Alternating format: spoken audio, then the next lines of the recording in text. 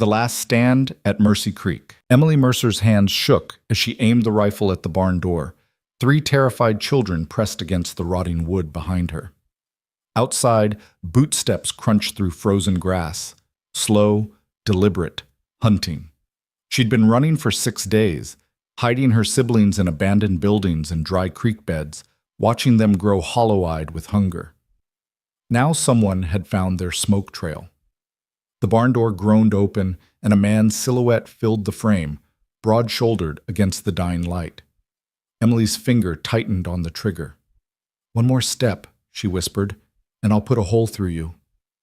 The man raised both hands slowly. "Easy, miss. Name's Wade Hollis, and if you don't come with me right now, Silas Briggs will have those children sold before sunrise." If you're watching from anywhere in the world, drop your city in the comments below. I want to see how far Emily's story reaches. And if this hook grabbed you, hit that like button and settle in, because this tale is just beginning. The rifle was heavier than Emily remembered. Pa had taught her to shoot tin cans off fence posts 3 summers ago, back when Ma was still alive and their homestead felt like something permanent. Now the weapon trembled in her grip, the barrel wavering between the stranger's chest and the dirt floor. Behind her, 8-year-old Cal pressed himself against her spine, and the twins, Lila and Maisie, barely 6, clung to each other in the shadows, their faces smudged with ash and fear. "Don't come closer," Emily said again, forcing steel into her voice. The barn smelled of rot and mouse droppings. Wind whistled through gaps in the planking, carrying the scent of snow from the mountains. They'd been hiding here for 2 nights, burning scraps of wood so small the smoke barely rose, rationing the last of the hardtack she'd grabbed when they fled. The man in the doorway didn't move. He was tall, somewhere past 40, with a weathered face and eyes that had seen too much. His coat was good wool, his boots solid leather. This was no drifter. A silver star gleamed faintly on his chest, but not a sheriff's star. Something else. "Wade Hollis," he said again, slower this time. "I own the Triple H Ranch, about 8 miles west. Your smoke's been visible for 2 days. If I could find you, so can Briggs." Emily's heart hammered. "I don't know any Briggs." "You know your father owed money." The words landed like a fist. Emily's throat tightened. "Pa's debts died with him." "Should've." Wade's voice was quiet, almost gentle. "But Silas Briggs doesn't see it that way. He holds the note on your land. $600 your father borrowed after your mother passed. The land's worth maybe $200, plowed out and dry. Briggs doesn't want the land." "Then what?" "He wants the children." The rifle dipped. Emily's vision swam. Behind her, Cal's breathing went ragged. "That's a lie," she whispered. Wade shook his head slowly. "Wish it was. There are places out in California, mining camps and worse, where they pay good money for young hands. No questions asked. Briggs has sold 3 other families' children in the past year. Sheriff won't touch him. Briggs owns half the county board." Emily's knees wanted to buckle. She'd known the danger was real, known it in her bones when she'd seen the men riding up to the homestead 4 days after Pa's funeral. She'd grabbed the children and run, moving at night, hiding in root cellars and under bridges. But hearing it spoken aloud made it solid, inescapable. "Why should I trust you?" she managed. Wade glanced past her, toward the children. His expression softened almost imperceptibly. "Because I brought food. And because if I wanted to hurt you, I wouldn't have knocked." He stepped back out of the doorway and gestured toward the yard. Emily edged forward, rifle still raised, and peered outside. A wagon sat in the twilight, piled with sacks of flour, salt pork, wool blankets. A lantern hung from the seat, casting steady light. "You're going to buy us," Emily said flatly. Wade's jaw tightened. "No, I'm going to get you somewhere safe before Briggs finds you. Then we're going to figure out how to end this."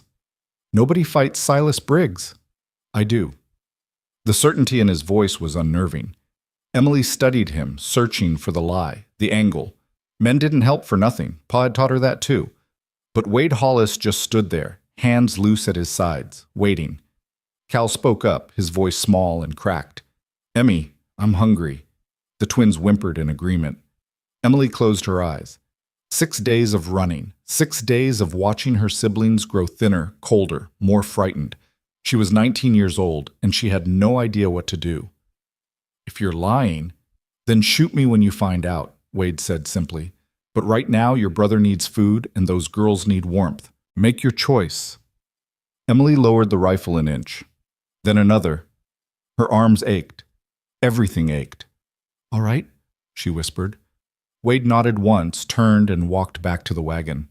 Emily watched him move. No sudden gestures, no false smiles. He pulled a cloth-wrapped bundle from the wagon bed and set it on the ground, then stepped back again. "Bread and cheese," he said. "Still warm. I'll wait by the wagon while you feed them." Emily crept forward, snatched the bundle, and retreated into the barn. The moment she unwrapped it, the twins lunged. She tore the bread into pieces, made them chew slowly, forced herself to eat a bite even though her stomach had knotted into a fist. Cal ate mechanically, eyes never leaving the stranger outside. "Is he really going to help us?" he asked quietly. Emily didn't answer. She didn't know. When the food was gone, she stepped back outside. Wade was leaning against the wagon, scanning the horizon. The sun had dropped below the ridge, leaving the prairie soaked in purple shadow. "We need to move," he said. "Briggs has men watching the roads. I know a way through the hills, but we have to go now." "Where?" "My ranch. It's defensible. Stone house, good sight lines. Briggs won't try anything there. Not tonight." "And tomorrow?" Wade met her eyes. "Tomorrow we figure out how to make sure he never tries anything again." Emily wanted to argue, to demand guarantees, but the cold was seeping through her threadbare coat and the twins were shivering. She looked back at the barn, at the pathetic little pile of ash where their fire had been, at the broken boards and empty darkness. "All right," she said again. Wade climbed onto the wagon seat and offered a hand. Emily ignored it, boosting herself up beside him. Cal and the twins scrambled into the back, burrowing into the blankets like animals seeking dens. Wade flicked the reins and the horses moved, slow and steady, away from the barn and into the gathering night. They rode in silence for a long time. The wagon creaked. The stars came out hard and bright in the frozen sky. Emily kept the rifle across her lap, her finger near the trigger. "Why?" she asked finally. Wade didn't look at her. "Why what?" "Why help us? You don't know us. This isn't your fight." His hands tightened on the reins. For a moment she thought he wouldn't answer. Then he said, very quietly, "I had a family once. Wife, 2 boys. Beaver took them 8 years ago. I didn't save them. Maybe I can't save you either, but I'm damn well going to try." The rawness in his voice silenced her. Emily stared at the road ahead, at the dark hills rising against the stars, and said nothing more. They traveled for over an hour, cutting through gullies and narrow passes Emily had never seen.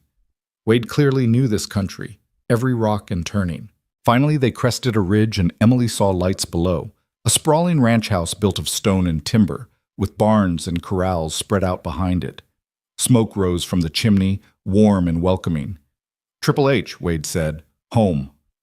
As they descended toward the house, Emily felt something unknot in her chest, not trust, not yet, but something close to hope. Then Wade went rigid beside her. "Get down," he said sharply. Emily dropped flat on the wagon seat, heart racing. "What?"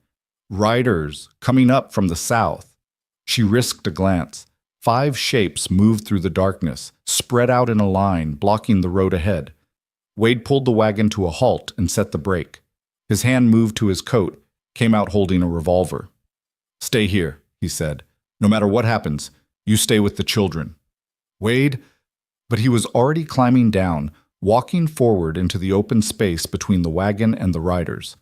Emily shifted, rifle ready, watching. The riders stopped 20 yards out. One of them walked his horse forward, a thin man in an expensive coat, his face sharp and cruel in the moonlight. "Wade Hollis," the man said, his voice smooth as oil. "Didn't expect to see you playing nursemaid." "Briggs?" Wade's voice was flat, emotionless. "You're on my land." "Am I?" Silas Briggs smiled. "Funny, I thought I was collecting property. Those children are mine, Hollis. Their father signed a contract. A dead man's signature isn't worth the paper it's on. Judge Murphy disagrees. I have a legal claim. You have a piece of paper that says you can take the land. Nothing about the children." Briggs's smile widened. "Creative interpretation. The law is flexible when you know the right people. Wade took another step forward. His gun was still holstered, but his hand hovered near it. You're not taking them. You gonna stop me? You and what army? Just me. The other riders shifted in their saddles. Emily could see guns on their hips, rifles in their scabbards. Wade was outnumbered 5-1. Briggs laughed, high and sharp. You always were stubborn, Hollis. But you're not stupid. Give me the children and I'll forget you interfered. Keep them and I'll come back with the law and take your ranch too. Try it. Briggs's smile vanished. You think you're untouchable because you have money? I own this county. I own the sheriff, the judge, half the merchants in town. You're one man. One man who knows where you buried Thomas Garrett. The silence was sudden and absolute. Briggs's face went pale, then flushed dark red. You're bluffing. Am I? Wade's voice was soft, deadly. Spring of 71, you and 2 others, north of Cedar Bluff by the old mine shaft. You thought nobody saw, but somebody did. And if anything happens to me, that information goes to the federal marshal in Denver. Briggs's horse danced sideways, picking up on his rider's tension. The other men looked at each other, uncertain. You have no proof, Briggs said, but his voice shook.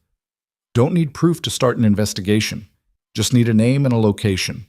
How long do you think your friends on the county board will protect you once federal men start digging? Emily held her breath. The night seemed to hold its breath with her. Briggs stared at Wade, his hand creeping toward his gun. Don't, Wade said quietly. Because the moment you draw, my foreman puts a bullet through your spine. He's watching from the ridge with a Sharps rifle. And Ben doesn't miss. Briggs froze. His eyes flicked to the darkness behind Wade, searching. Emily looked too, saw nothing, but the bluff was perfect, the threat believable. Slowly, Briggs lowered his hand. His smile returned, but it was brittle now, forced. This isn't over, Hollis.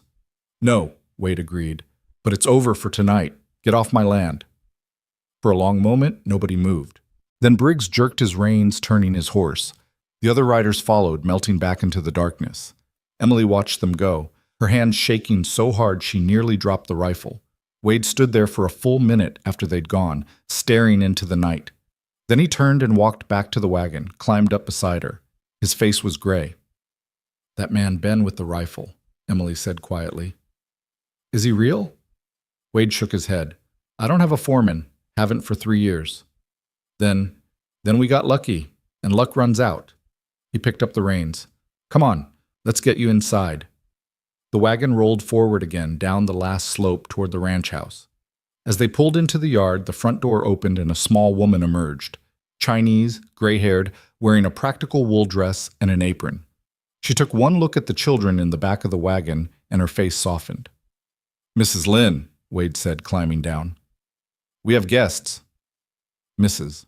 Lynn nodded once and moved to the wagon, helping the twins down with gentle hands. Cal followed, stumbling with exhaustion. Emily climbed down last, still clutching the rifle.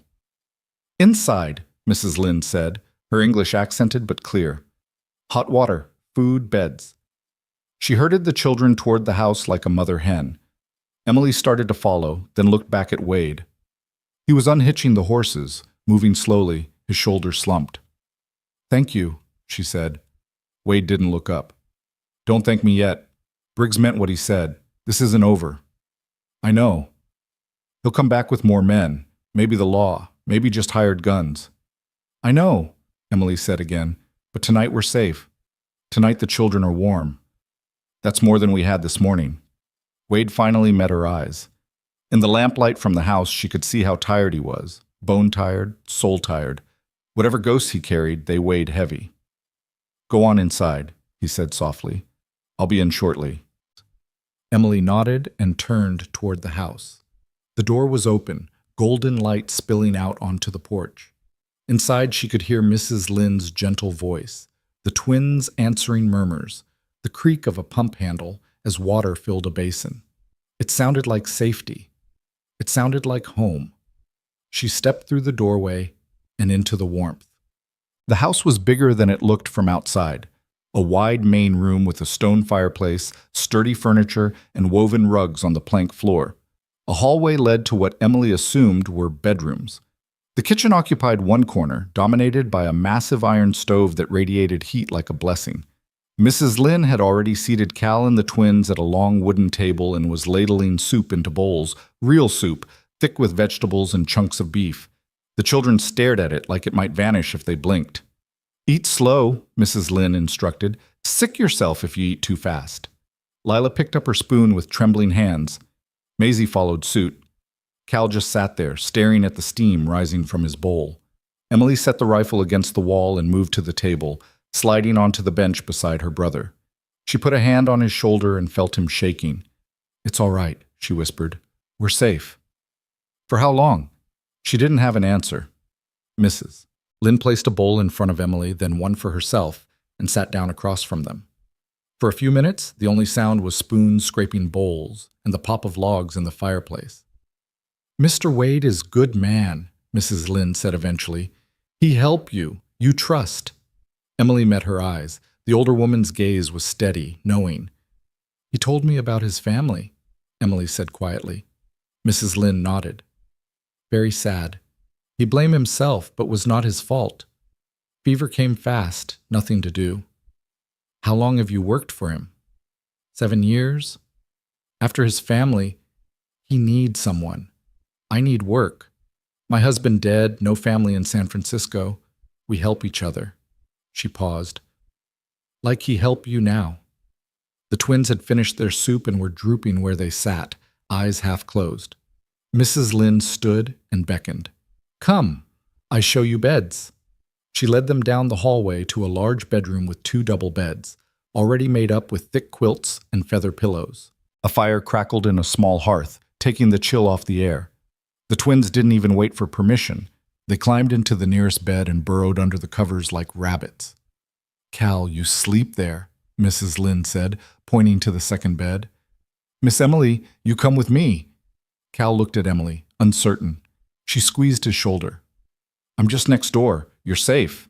He nodded slowly and trudged to the bed, kicking off his worn boots.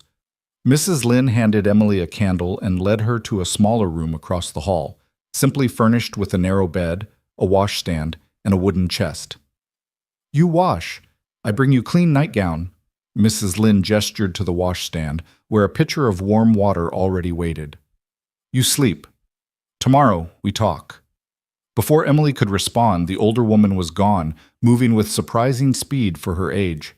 Emily stood alone in the quiet room, staring at the bed. It had been so long since she'd slept in a real bed. So long since she'd felt clean or warm or safe. Her hands moved automatically, unfastening her coat, her boots. She poured water into the basin and scrubbed her face, her hands, watching the water turn gray with dirt. Mrs. Lynn returned with a soft cotton nightgown and left without a word. Emily changed quickly, folding her filthy clothes into a pile. She should have felt relief, should have felt gratitude.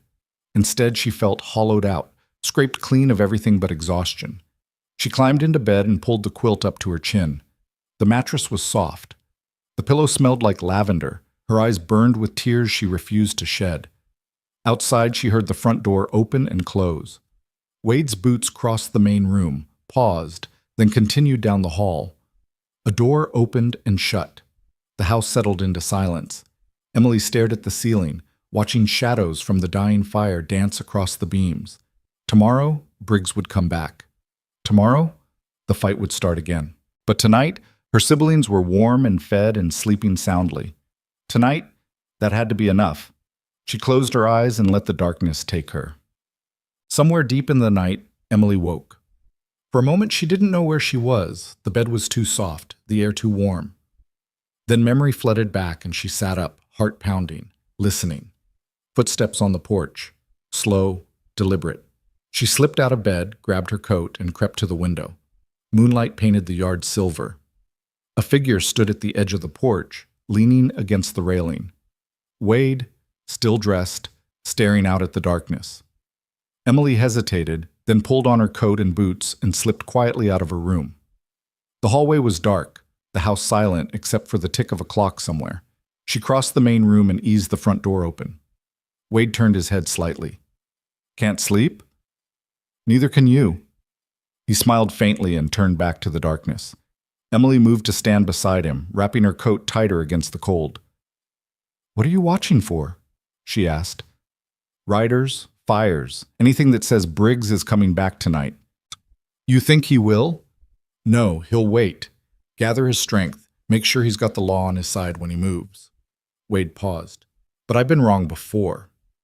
Emily studied his profile, the hard line of his jaw, the weariness in his eyes. "Why did you really help us?" "I told you. I know what you told me. But there's more." Wade was quiet for a long moment. When he finally spoke, his voice was barely above a whisper. "After my family died, I wanted to die too. Thought about it every day for a year, but I was too much of a coward to pull the trigger, so I just existed. Worked the ranch, ate, slept, repeated. Mrs. Lynn kept me alive, kept the place running. But I wasn't living, I was just haunting my own life." He turned to look at her, and Emily saw something raw in his expression. "Then today, I saw your smoke, and I thought, here's a chance. Here's 4 people who need help, who deserve help. Maybe I can't bring my boys back. Maybe I can't undo the past. But maybe I can do this one thing right." Emily's throat tightened. "We're not your redemption. I know, but maybe you're my reason to keep trying." The honesty in his words was almost unbearable. Emily looked away, blinking hard. "Briggs won't stop," she said. "No. He'll come with guns, with the law, with whatever it takes. Yes. So what do we do?" Wade straightened, his expression hardening. "We fight. Not with rifles. We'd lose. We fight the way Briggs can't. We find his weaknesses. We make allies. We turn his own people against him." "How?" "I don't know yet, but we have time to figure it out. A few days, at least." He met her eyes. "Are you willing to fight?" Emily thought of her father, dead and buried under the prairie. Her mother, gone before that. The years of work and worry and struggle, all of it leading to this, 3 frightened children and a pile of debts. She thought of Briggs's cruel smile, the way he'd talked about her siblings like they were livestock. "Yes," she said. "I'm willing." Wade nodded slowly. "Then get some sleep. You'll need your strength." Emily turned to go, then paused. "Wade? Yeah? Thank you. For tonight. For not asking us to be anything more than what we are." He smiled, a real smile this time, tired but genuine. "Get some rest, Emily." She went back inside, back to her borrowed room, back to the soft bed and warm quilts. This time, when she closed her eyes, she slept. Outside, Wade Hollis stood watch until dawn, scanning the darkness for enemies, and thought about second chances. Morning broke cold and clear, the kind of high country dawn that turned the world sharp and crystalline. Emily woke to voices in the main room, low, urgent tones that pulled her from sleep like a hook. She dressed quickly in her own clothes, still grimy but at least dry now, and emerged to find Wade and Mrs. Lynn standing by the window, looking out toward the road. "How many?" Wade asked. 3, maybe 4. Mrs. Lynn's voice was calm, but her hands were tight on the curtain edge. "They not come close, just watching." Emily moved to the window and peered out. Sure enough, distant figures on horseback sat motionless on the ridge above the ranch, silhouetted against the pale sky. Too far to identify, but close enough to send a message. "Briggs's men," Wade said quietly. "He's putting pressure on us. Wants us to know we're being watched." "What do we do?" Emily asked. "Nothing. Let them watch. We've got work to do inside." He turned from the window with the kind of deliberate calm that came from years of controlling fear. Mrs. Lynn moved to the stove and began pulling out pans, eggs, bacon. The smell filled the room, rich and grounding. Emily heard small footsteps and turned to see the twins padding out of their room, hair tangled, eyes still puffy with sleep. Cal followed a moment later, moving like an old man, all his 8 years weighing heavy. "Hungry?" Mrs. Lynn asked, and the twins nodded in unison. They ate breakfast in silence, punctuated only by the clink of forks and the crackle of the fire. Wade pushed food around his plate, barely eating, his gaze drifting repeatedly to the window. Emily forced herself to swallow each bite, knowing she'd need strength for whatever came next. The children ate with single-minded focus, shoveling eggs and bacon like they might never eat again. When the plates were cleared, Wade stood and gestured for Emily to follow him. They crossed to a small room off the main hall, a study lined with ledgers and maps, a heavy desk dominating the space.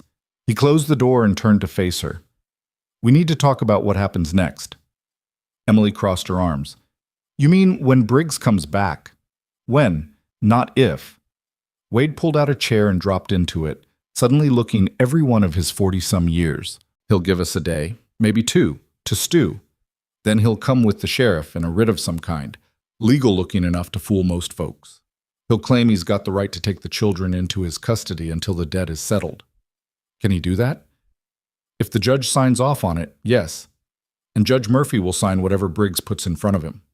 Wade rubbed his face. "We need leverage, something that makes Briggs back down or forces him to negotiate. You threatened him last night. That thing about the mine shaft. A bluff based on rumor. I heard talk years ago about a man named Garrett who disappeared and Briggs's name was attached to it. But I don't have proof. If he calls my bluff, I've got nothing."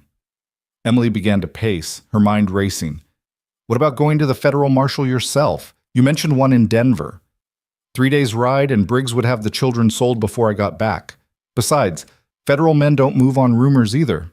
They need evidence, witnesses, something solid." "Then we find something solid." Wade looked up at her, a flicker of surprise in his eyes. "How?" "Briggs has been doing this for years, you said, selling children. That means records somewhere, bills of sale, transport receipts, something. Men like him, they keep records because they think they're untouchable. Even if those records exist, they're locked in his ranch house. He's got men guarding it day and night." Emily stopped pacing and met his gaze. "Then we don't go to his ranch. We go to the people who helped him. Someone transported those children. Someone paid him. Somewhere along the chain, there's a weak link." Wade studied her for a long moment, and something shifted in his expression. Respect, maybe, or recognition. "You're smarter than you look." "I've had to be." He stood, moving to the desk and pulling out a hand-drawn map of the county. His finger traced a route west. "There's a freight company in Cedar Bluff that handles transport for the mining camps. If Briggs was moving children west, he'd have used them. The owner's a man named Dutch Keller, not exactly honest, but not vicious either. If we can get him talking, he won't talk to you. Briggs probably pays him too well." "No, but he might talk to someone who seems less threatening, someone who doesn't look like trouble." Emily understood immediately. "You want me to go?" "Not alone. I'll be nearby, but out of sight. You go in, ask about work, about routes west, see what you can learn. If Dutch knows anything about Briggs's operation, he might let something slip to a young woman looking for transport. And if he doesn't, then we try something else. But we're running out of time, Emily. Every day those men sit on that ridge, Briggs is tightening the noose." Emily thought of the twins' faces at breakfast, the way they'd finally started to relax, to believe they might be safe. The thought of them being dragged away, sold to God knows what kind of hell, made her stomach turn. "When do we leave?" "This afternoon. I'll tell Mrs. Lynn to keep the children inside, keep the doors locked. We'll take the back trail, circle wide of those riders. Be back before dark." Emily nodded. "I'll need better clothes. Something that doesn't look like I've been sleeping in barns." Wade's mouth twitched, almost a smile. "I think we can manage that." An hour later, Emily stood in Mrs. Lynn's room, staring at herself in a small mirror. The older woman had produced a traveling dress in dark blue wool, simple but well made, with only a few small moth holes that could pass for wear. It fit reasonably well, though loose in the waist. Mrs. Lynn had also scrubbed Emily's face and hands, tamed her hair into a respectable braid, and produced a pair of good leather gloves. "You look like lady now," Mrs. Lynn said with satisfaction, "not like refugee." "I am a refugee." "Yes, but they don't need to know." She pressed a small drawstring purse into Emily's hands. "Little money. You maybe need to buy something. Look real." Emily started to protest, but Mrs. Lynn's expression brooked no argument. She pocketed the purse and turned to find Cal standing in the doorway, watching her with worried eyes. "Where are you going?" "Into town with Mr. Hollis. We'll be back before supper." You're leaving us." The fear in his voice nearly broke her. Emily knelt and pulled him close, feeling how thin he was under his borrowed shirt. "I'm coming back, Cal. I promise. I need you to watch over the twins while I'm gone. Can you do that?" He nodded against her shoulder, but his grip didn't loosen. Finally, she pulled back and looked him in the eye. "Listen to Mrs. Lynn. Stay inside. Don't open the door for anyone except me or Mr. Hollis. Understand?" "What if those men come?" "They won't. And if they do, Mrs. Lynn knows what to do." She kissed his forehead. "I love you. I'll be back soon." She stood and forced herself to walk away, out of the room, down the hall. Wade was waiting by the front door with 2 horses saddled, one his big bay gelding, the other a quieter mare. He handed Emily up into the saddle with the ease of long practice, then mounted his own horse. They rode out the back way through a narrow canyon that twisted between rock walls before opening onto a different valley entirely. The men on the ridge never saw them go. Wade set a steady pace, not hurrying but not dawdling either, and Emily found herself grateful for the silence. Her mind was already spinning through possibilities, rehearsing what she might say, how she might approach Dutch Keller without raising suspicion. Cedar Bluff appeared after 2 hours riding, a scrappy little town built around a crossroads, with a freight office, a general store, a saloon, and a scattering of houses. The freight office sat at the edge of town, a long, low building with corrals out back, and a painted sign that read Keller and Sons Transport. Wade reined in at the edge of town behind a stand of cottonwoods that screened them from the main street. "I'll wait here. You go on foot. Looks less suspicious. Ask about Passage West, say you're trying to get to family in California. See what he offers, what he says. If it feels wrong, walk away." Emily dismounted and handed him the reins. "What if he recognizes me? Briggs might have sent descriptions around. You look different now, clean, respectable, not a desperate girl with 3 kids in tow." Wade paused. "But be careful. Dutch isn't violent, but he's greedy. If he thinks there's money in selling you out, he will." Emily nodded and started walking toward the freight office, keeping her pace steady, her shoulders back. She'd learned early how to make herself invisible when needed, but now she needed the opposite: confidence, purpose, the look of someone who belonged. The freight office smelled of hay, leather, and horse sweat. A broad-shouldered man with iron-gray hair looked up from a desk piled with manifests and bills of lading. His eyes flicked over Emily, assessing. "Help you, miss?" "I hope so." Emily kept her voice steady, friendly. "I'm looking for Passage West. I heard you run freight to the mining camps." "We do, but we don't usually take passengers. Too much liability.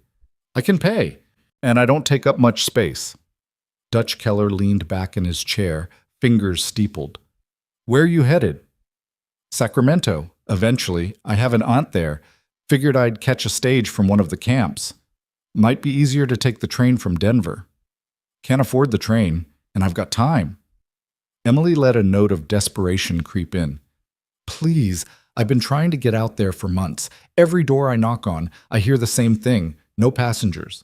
Dutch studied her for a long moment. "You running from something?" "Just bad luck. Lost my family. Need a fresh start." "Uh-huh."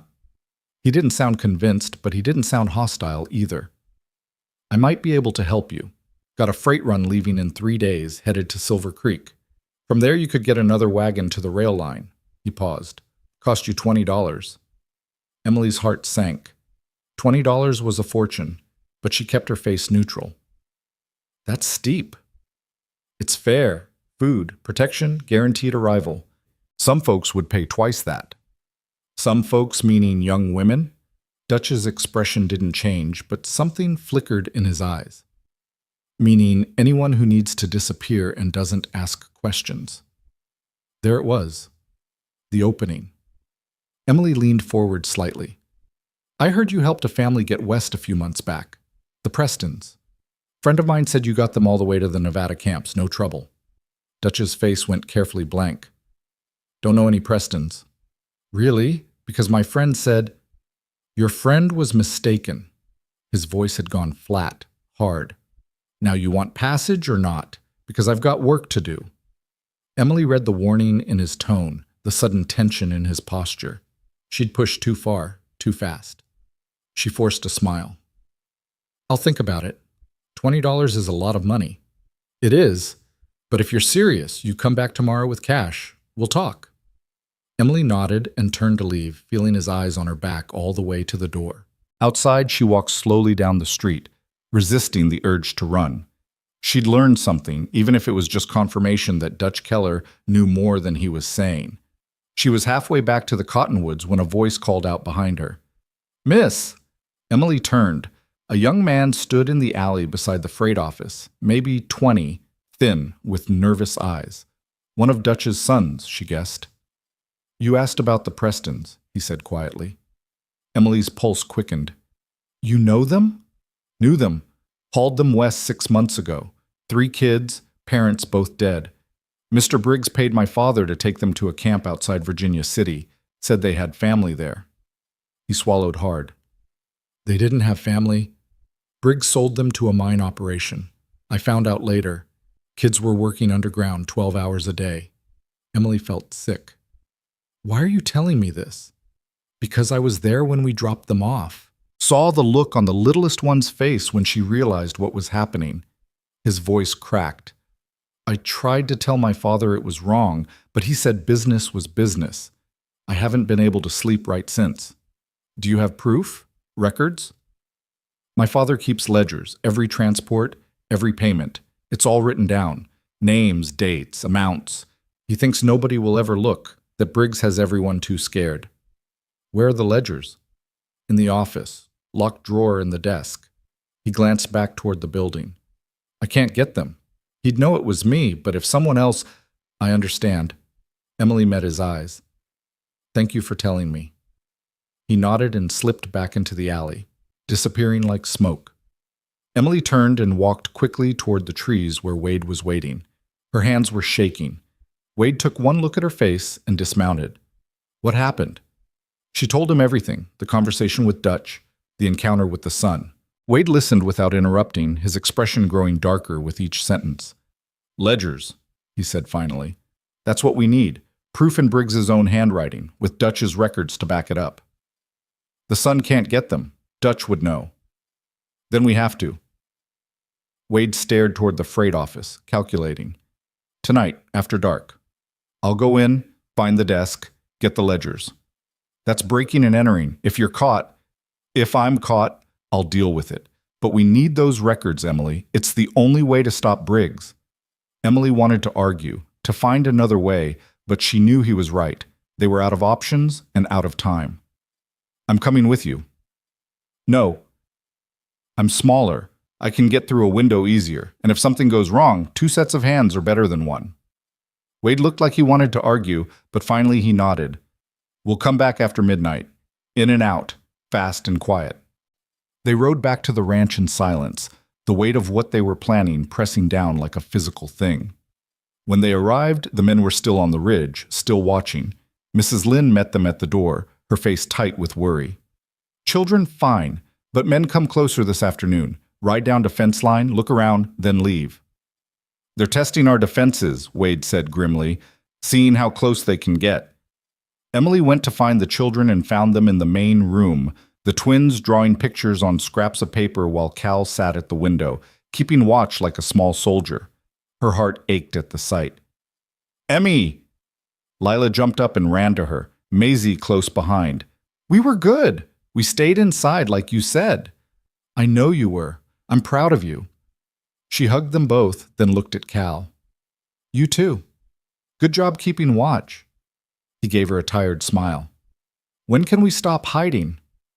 "Soon," she lied. "Very soon." That evening passed in tense quiet. They ate dinner without tasting it. Wade cleaned his revolver methodically, checking the cylinder, loading and unloading. Mrs. Lynn knitted by the fire, her needles clicking in steady rhythm. Emily tried to read to the twins from a book Mrs. Lynn produced, but the words blurred on the page.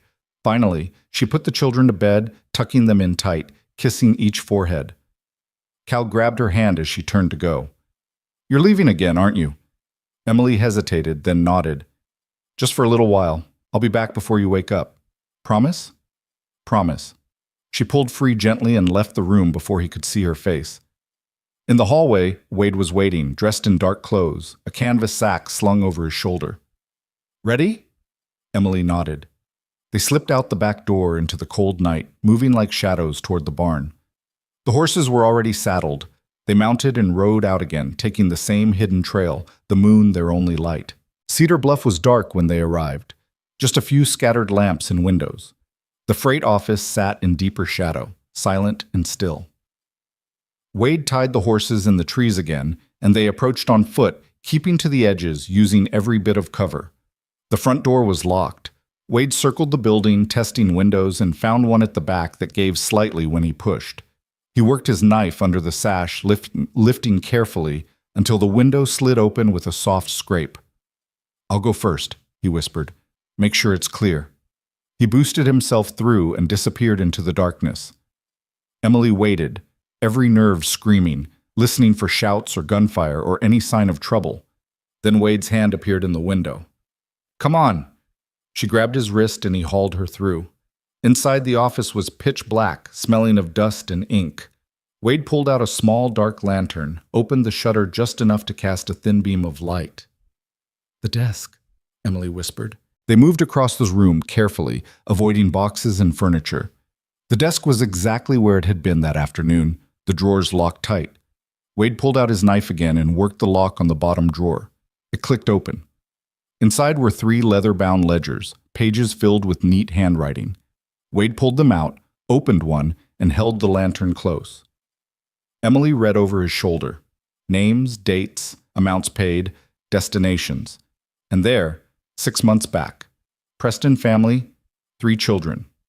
Paid by S. Briggs. Delivered to Consolidated Mining, Virginia City, $450. Before that, Thompson children. 4.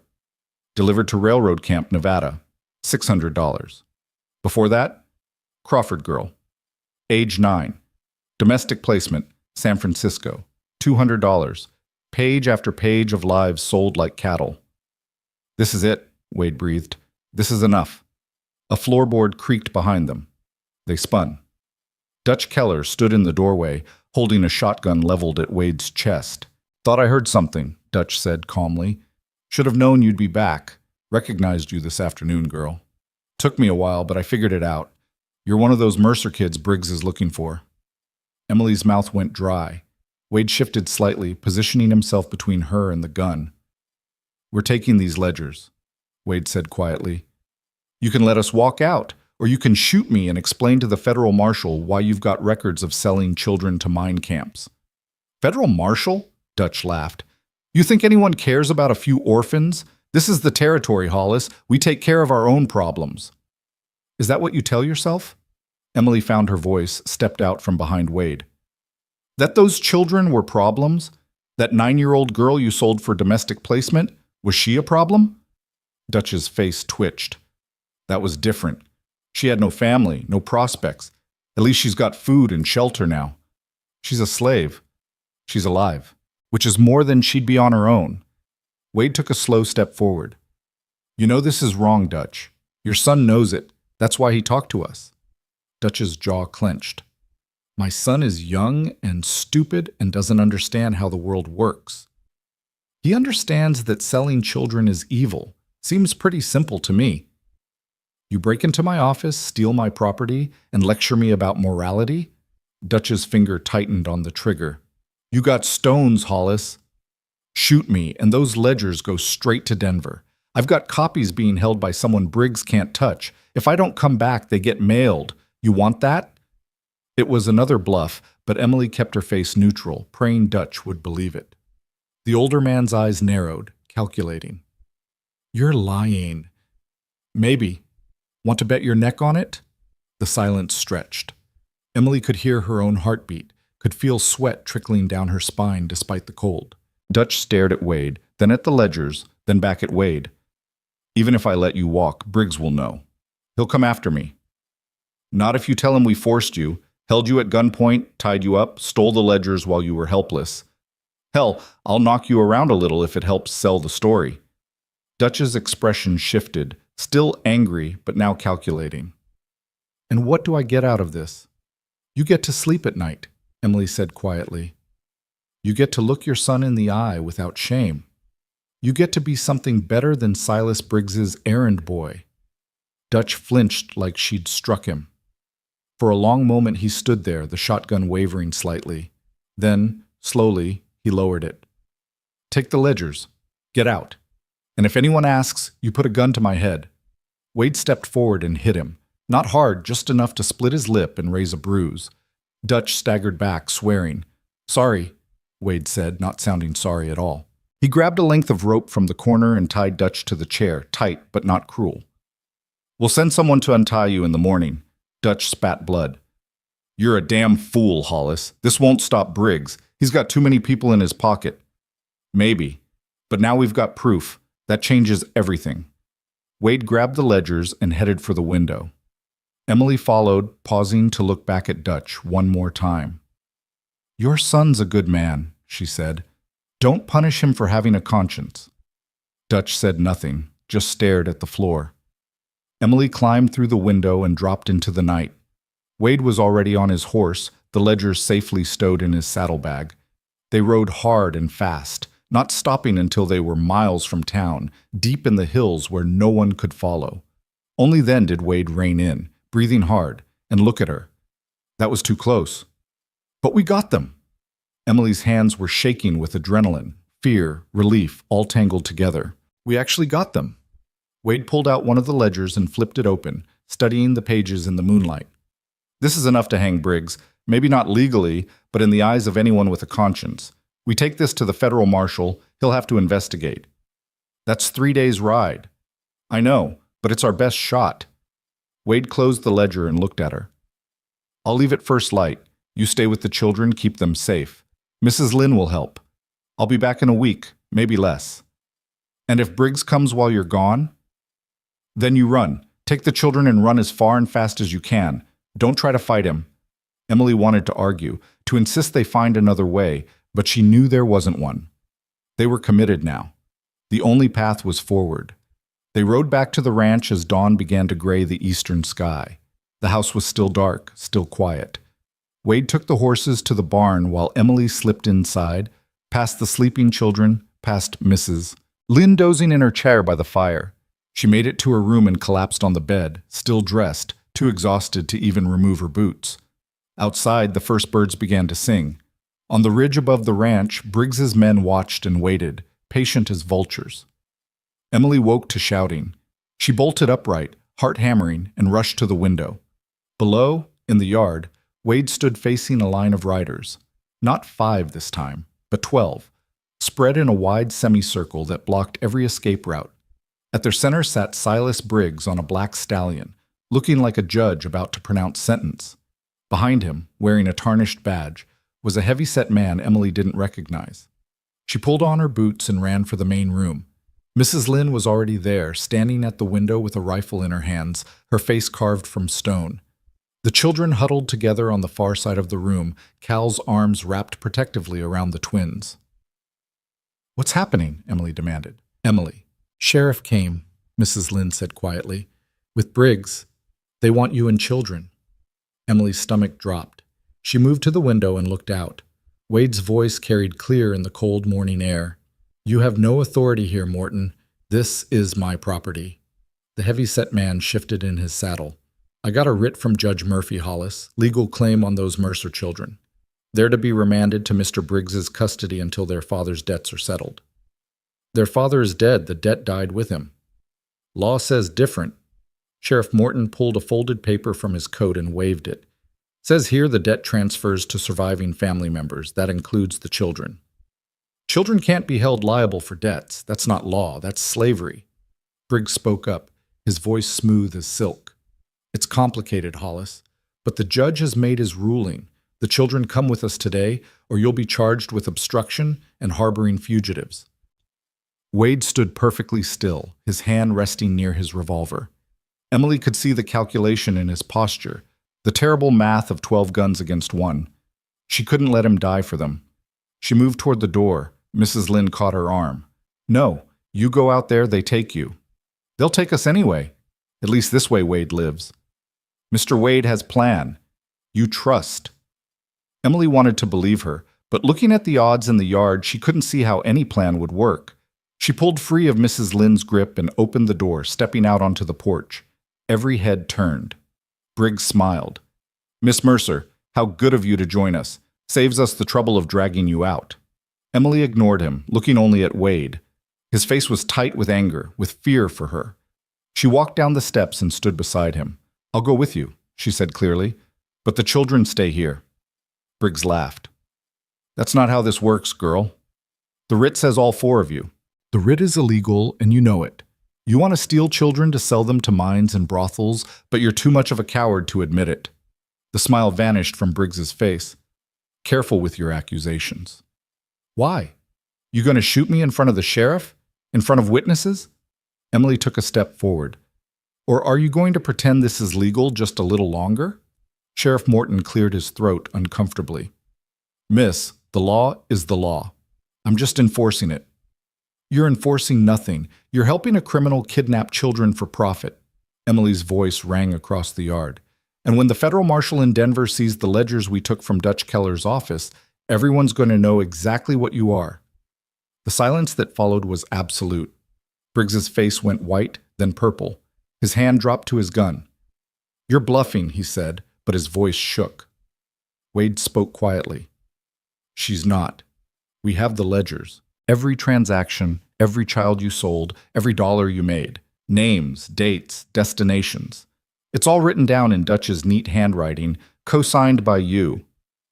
Those ledgers are private property. Those ledgers are evidence of human trafficking, and they're already on their way to Denver." Another bluff. But Emily kept her face blank, willing Briggs to believe it. He stared at Wade, then at her, his mind visibly racing. "You're lying. Dutch would never— Dutch had a shotgun on us and let us walk out with his records. Ask yourself why." Wade's voice was cold. "Maybe because even he has limits. Maybe because his son couldn't live with what you've been doing." One of the riders shifted nervously. Another exchanged glances with the man beside him. Emily could see doubt spreading through the group like cracks in ice. Sheriff Morton leaned forward. "Briggs, if there's evidence of—" "There's no evidence," Briggs snapped. "They're lying to buy time." "Then you won't mind if we wait for the federal marshal to arrive," Wade said. "If we're lying, he'll say so. If we're not—" He let the sentence hang. Briggs's hand tightened on his reins. His horse danced sideways, picking up on the tension. For a long moment, nobody moved. Then Briggs smiled, a terrible smile, full of rage and calculation. "You think you're clever, Hollis. You think you've won, but all you've done is make this personal." He raised his voice, addressing the men behind him. "Change your plans, boys. We're not taking the children today. We're coming back tonight with enough men to burn this ranch to the ground. And when we're done, there won't be enough left of Wade Hollis to fill a whiskey bottle." He jerked his horse around and spurred it toward the ridge. The other riders followed, all except Sheriff Morton, who sat his horse looking deeply uncomfortable. "That was a threat of arson and murder," Wade said quietly. "You heard it." Morton's face flushed. "I didn't hear nothing, and you'd be wise to remember that Mr. Briggs has a lot of friends in this county. And you'd be wise to remember that threatening a federal witness is a hanging offense." The sheriff's eyes widened slightly. "You're bluffing about those ledgers. Ride to Denver and find out. Ask for Marshal James Holloway. Tell him Wade Hollis sent you. See what he says." Morton looked like he wanted to argue, but something in Wade's face stopped him. He turned his horse and rode after the others, leaving Wade and Emily standing alone in the yard. The moment the riders disappeared over the ridge, Wade's shoulders sagged. He turned to Emily, and she saw the fear in his eyes, real fear, bone deep. "We don't have until tonight," he said quietly. "Briggs won't wait. He'll come back in an hour, maybe two, with enough men to overwhelm us. Then we run, load the wagon, take the children, get as far as we can before— Before what? We can't outrun them, not with 3 small children and a wagon." Wade looked back at the house, where Mrs. Lynn stood on the porch with the rifle still in her hands. "We need help. Real help." Emily's mind raced. "The people in town. Some of them must know what Briggs is doing. If we can get them to stand with us—" "They're too scared. Briggs owns the judge, the sheriff, half the merchants. Anyone who stands against him loses everything." "Then what do we do?" Wade was quiet for a moment, staring at nothing. Then his face changed, hardened. We make him think we're running, pack the wagon, make it obvious we're fleeing, lead him away from the ranch, away from the children. That's suicide. It's a chance. If we can get Briggs and his men to follow us, Mrs. Lynn can take the children north, to my cousin's place in Montana. It's 3 days hard travel, but she knows the way. Once they're safe, I can deal with Briggs. Deal with him how? You'll be outnumbered 10-1. Wade met her eyes. I know this country better than Briggs does. I know places to hide, places to make a stand. If I can whittle down his numbers, make it costly enough, he might back off. Or he might kill you. Probably. Wade's voice was matter-of-fact, resigned. But the children will be safe. That's what matters. Emily wanted to scream, to shake him, to find some other answer. But looking at his face, she knew he'd already made his decision. This was his redemption, his chance to save the family he couldn't save before. Nothing she said would change his mind. I'm going with you, she said. Emily, you need someone to watch your back, someone who can shoot. She crossed her arms. And before you argue, remember I'm the one who got us those ledgers. I'm the one who faced down Briggs just now. I'm not helpless, Wade Hollis, and I'm not letting you die alone. Wade stared at her for a long moment. Then, impossibly, he smiled. A real smile, sad and proud at once. Your mother would be proud of you. You know that? Emily's throat tightened. My mother would tell me I'm being an idiot. That too. Wade turned toward the house. All right, we've got maybe an hour. Let's not waste it. They spent the next 45 minutes in organized chaos. Mrs. Lynn packed food and supplies for the children's journey north, bundling everything into saddlebags and small packs the twins could carry. Wade loaded the wagon with obvious cargo, blankets, tools, anything that would make it look like they were fleeing permanently. Emily gathered the children in the main room and knelt before them. You're going on an adventure, she said, keeping her voice steady. Mrs. Lynn is going to take you to a safe place way up north. You'll see mountains and rivers and maybe even bears. Lila's eyes went wide. Real bears. From a distance, I hope. Emily forced a smile. Cal, you're in charge. You listen to Mrs. Lynn. You help with the twins. You keep everyone safe. Can you do that? Cal's face was too old, too knowing. You're not coming. Not right away. But I'll find you, I promise. You promised you'd come back last time. And I did, didn't I? Emily pulled him close, breathing in the little boy smell of him, dirt and sweat and innocence. I will always come back to you, always. You believe me? He nodded against her shoulder, but she felt his tears soaking through her dress. The twins started crying too, clinging to her legs.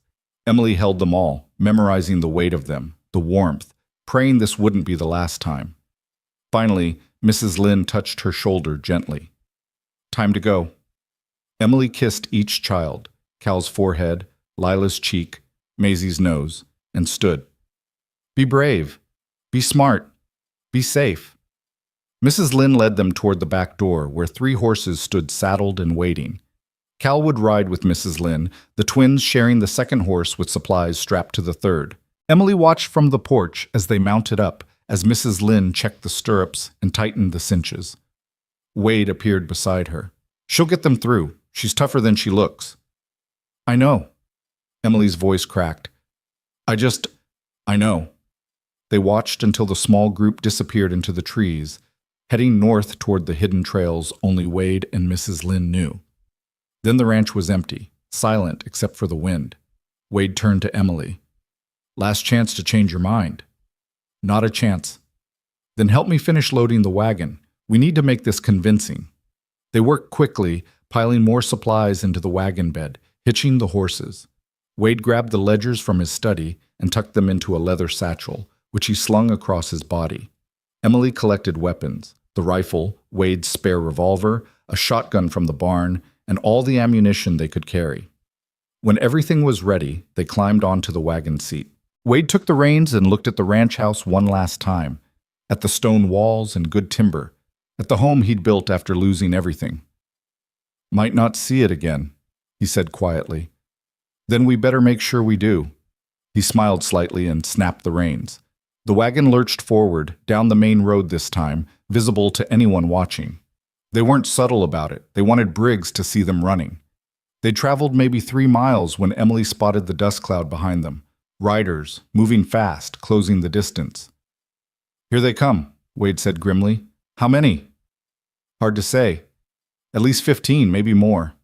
Emily checked the rifle, made sure it was loaded. Her hands were steady now. Her fear transformed into something colder, sharper. If this was how it ended, she'd make it count. The riders drew closer, close enough that Emily could make out individual faces. Briggs led the pack, his expression murderous.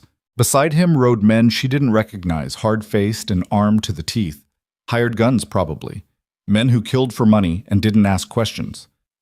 Wade urged the horses faster, the wagon bouncing over ruts and stones. They were heading into the hills now, toward the narrow canyons and steep grades. Dangerous country for a wagon, but it would slow the riders too. A shot cracked behind them. Emily flinched as the bullet whined past. "Warning shot," Wade said. "They want us alive. At least until they get those ledgers." "What if we destroy them? Burn them right here?" "Then we have no leverage, and they kill us anyway." Wade hauled on the reins, turning the wagon sharply onto a side trail. "Hold on." The trail climbed steeply, winding between rock outcroppings. The horses labored, foam flecking their sides. Behind them, the riders had to slow, picking their way single file through the narrow passage. Emily twisted in her seat and fired, not to hit, but to make them keep their distance. One of the riders returned fire. The bullet splinged off a rock inches from the wagon wheel. "They're getting bolder," Emily said. Wade didn't answer. His jaw was set, his eyes fixed on the trail ahead. Emily saw what he was aiming for, a cluster of boulders near the top of the ridge, offering cover and high ground. If they could reach it, they might have a chance. The wagon crested the ridge, and Wade hauled it to a stop behind the boulders. They jumped down, grabbing weapons and ammunition. Emily positioned herself behind one rock, Wade behind another. The trail below was still empty, but she could hear hoofbeats, voices calling back and forth. "When they come up," Wade said quietly, "aim for the horses first. Make them come to us on foot." Emily nodded. Her heart was pounding, but her breathing was steady. She sighted down the rifle, waiting.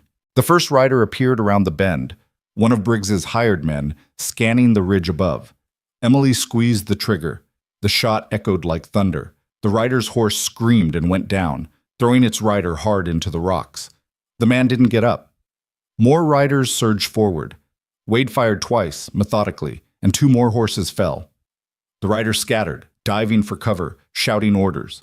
Gunfire erupted from below, bullets ricocheting off the boulders, kicking up dust and rock chips. Emily reloaded and fired again.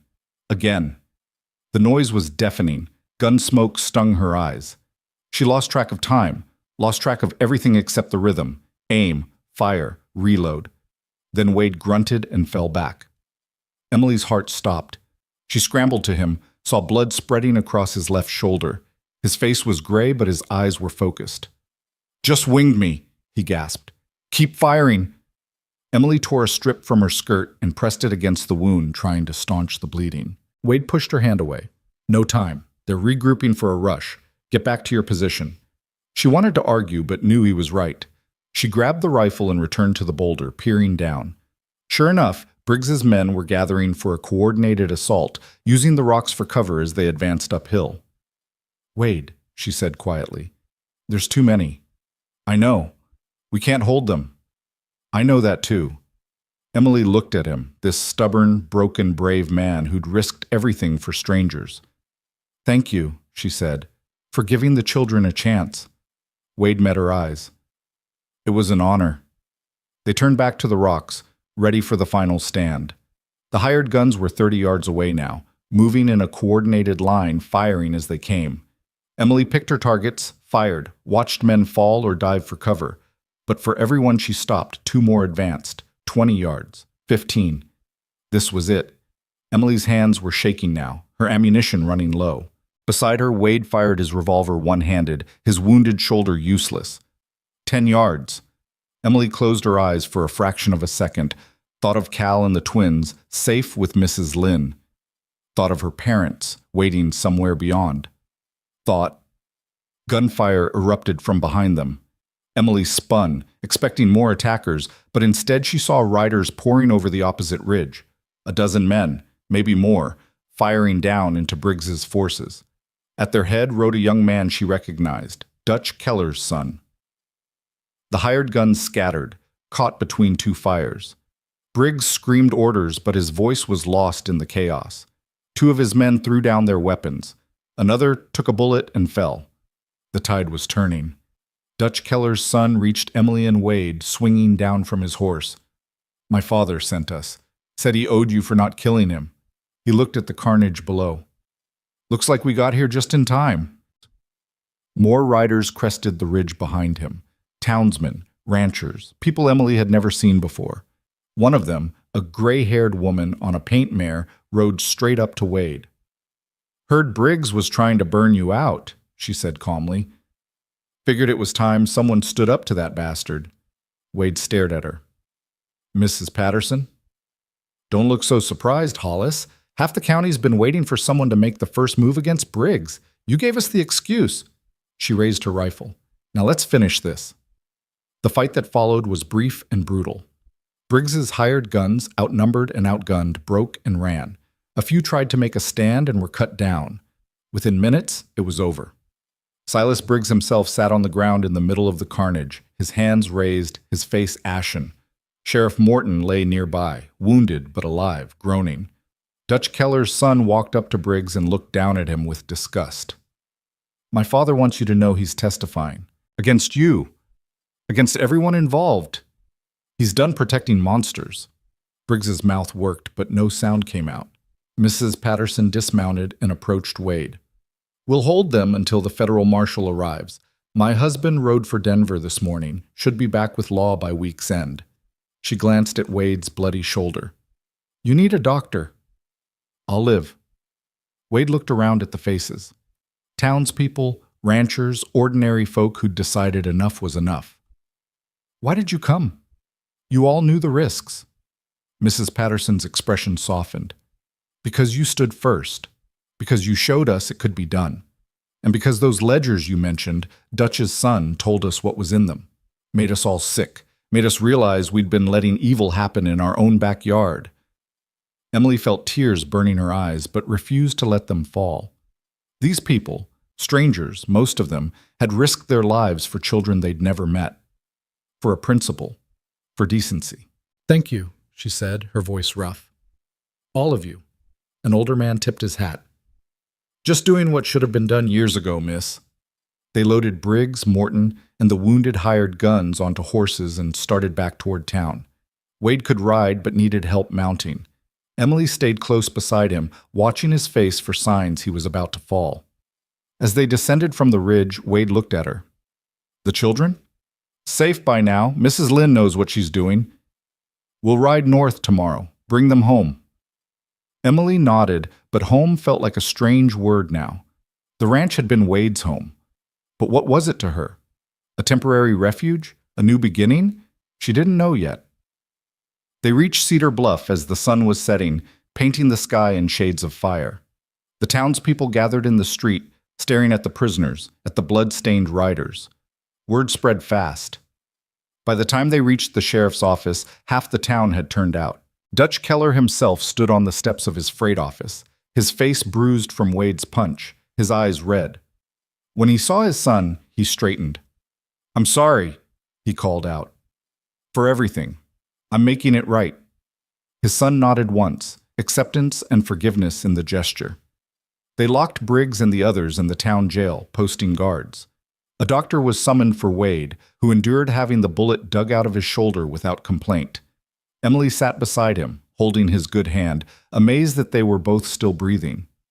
When it was done and Wade's shoulder was bandaged, they walked outside together. The stars were coming out, hard and bright. The air smelled of smoke and blood and horses, but underneath it Emily caught the scent of sage and winter. "It's really over," she said wonderingly. "Not quite. Still have to wait for the federal marshal, make sure the charges stick. But yes, the worst is over." Emily looked up at him. "What happens to us now? To me and the children?" Wade was quiet for a moment. "I was thinking. That ranch is too big for one man, and those children need a home. A real home, not just a hiding place. He met her eyes. If you're willing, I'd like you to stay. All of you. Help me turn that ranch into something worth keeping. As what? Hired help? As family. Wade's voice was soft. I know I can't replace your father, and you're not my daughter, but maybe we could be something. People who look out for each other, people who matter. Emily felt something crack open in her chest, all the fear and grief and loneliness she'd been carrying for so long, finally finding release. I'd like that. Yeah? Yeah. Wade smiled, and for the first time since she'd met him, he looked young, hopeful, alive in a way that went beyond just breathing. They stood there together, two people who'd walked through fire and come out changed, watching the stars wheel overhead in the vast Montana sky. Somewhere to the north, 3 children slept safe under Mrs. Lynn's watchful eye, dreaming of bears and mountains and home. And for the first time in longer than Emily could remember, the future felt like something worth reaching for. They rode north at first light, Wade and Emily on fresh horses borrowed from Mrs. Patterson's stable. Wade's shoulder was stiff and painful despite the laudanum the doctor had given him, but he refused to wait another day. The children had been gone for 36 hours, and every mile between them felt like a weight on his chest. Emily rode beside him in silence, scanning the trail ahead for any sign of Mrs. Lynn's passage. The older woman was skilled at covering tracks, which meant safety for the children but made following nearly impossible.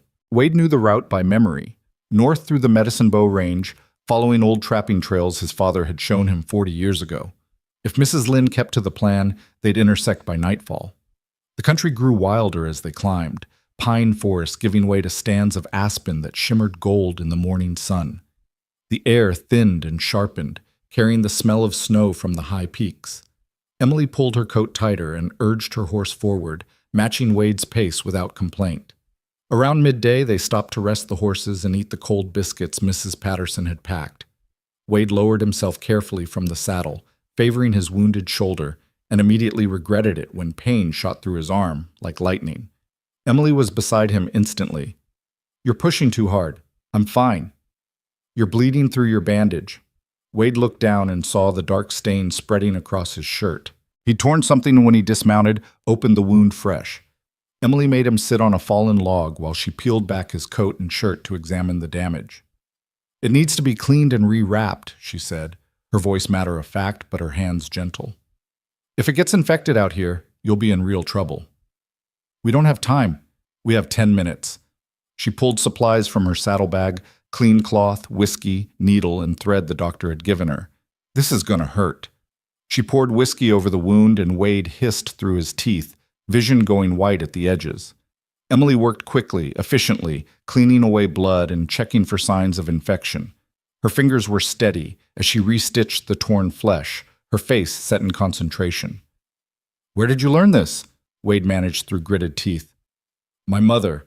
She tended to anyone who needed help, neighbors, travelers, even men from the railroad camps when they got hurt. Emily tied off the last stitch and began wrapping fresh bandaging. She said healing was women's work because women understood that life was worth preserving, no matter the cost. She sounds like she was something special. Emily's hands paused for just a moment. She was. She held our family together when everything was falling apart. When Pa started drinking after the first bad harvest, when creditors came calling, when the neighbors started looking at us like we were cursed. She kept us fed, kept us warm, kept us hoping that tomorrow might be better. What happened to her? Pneumonia, 3 winters ago. Emily's voice went flat, distant. We couldn't afford a doctor. Pa tried everything, hot compresses, mustard plasters, prayers. Nothing worked. She just got weaker and weaker until one morning she didn't wake up. She finished tying the bandage and sat back. Pa never recovered, started borrowing money to keep the farm going, gambling on crops that never came in. By the time he died, we owed more than the land was worth 10 times over. Wade reached out with his good hand and covered hers. I'm sorry. Don't be. She had a good life even when it was hard. She had us. That's more than some people get. Emily pulled her hand away and began repacking the medical supplies. We should keep moving. They mounted up and continued north, following a ridgeline that offered long views of the valley below. Wade kept watching for smoke, for any sign of campfire or movement, but saw nothing. The wilderness was vast and empty, indifferent to their urgency. As afternoon faded toward evening, Emily pulled up short and pointed. There. Wade followed her gaze and saw it. A thin ribbon of smoke rising from a grove of cottonwoods near a creek. Too small for a hunting camp, too controlled for a wildfire. Wade felt hope and fear war in his chest. They approached carefully, Wade's good hand on his revolver. But as they drew closer, a familiar voice called out, "Mr. Wade, is that you?" Cal emerged from the trees, rifle in hand, looking like a miniature soldier. Behind him came Mrs. Lynn, calm and unruffled, as though leading 3 children through wilderness was nothing more than an afternoon stroll. The twins appeared last, faces dirty but eyes bright, chattering about deer they'd seen and how high the mountains were. Emily was off her horse before it stopped moving, running to her siblings and gathering them in her arms. Wade watched her hold them, saw the way her shoulders shook with relief, and felt something tight in his chest finally loosen. Mrs. Lynn approached him, studied his bloody shoulder, and shook her head. "You tear stitches, foolish man." "Good to see you too," Wade said, smiling despite the pain. "Children safe. Good riders, all of them. Cal very brave." She glanced back at the small camp. "We wait for you. I know you come." They made camp together as darkness fell, building up the fire now that stealth was no longer necessary. Mrs. Lynn produced a pot and made stew from dried meat and wild onions she'd gathered. The twins sat close to Emily, never quite letting her out of reach, while Cal peppered Wade with questions about the fight, the prisoners, whether Briggs was really going to jail. "He's going somewhere worse than jail if the federal marshal has his way," Wade said. "Human trafficking carries a hanging sentence in the territories." Cal's eyes went wide. "They're going to hang him?" "Maybe. Depends on what the judge decides. But he won't hurt anyone else. That's what matters." After dinner, Mrs. Lynn settled the children in their bedrolls near the fire. Emily and Wade sat apart, watching the flames paint shadows on the surrounding trees. The stars were coming out, impossibly bright at this altitude. "What happens when we get back?"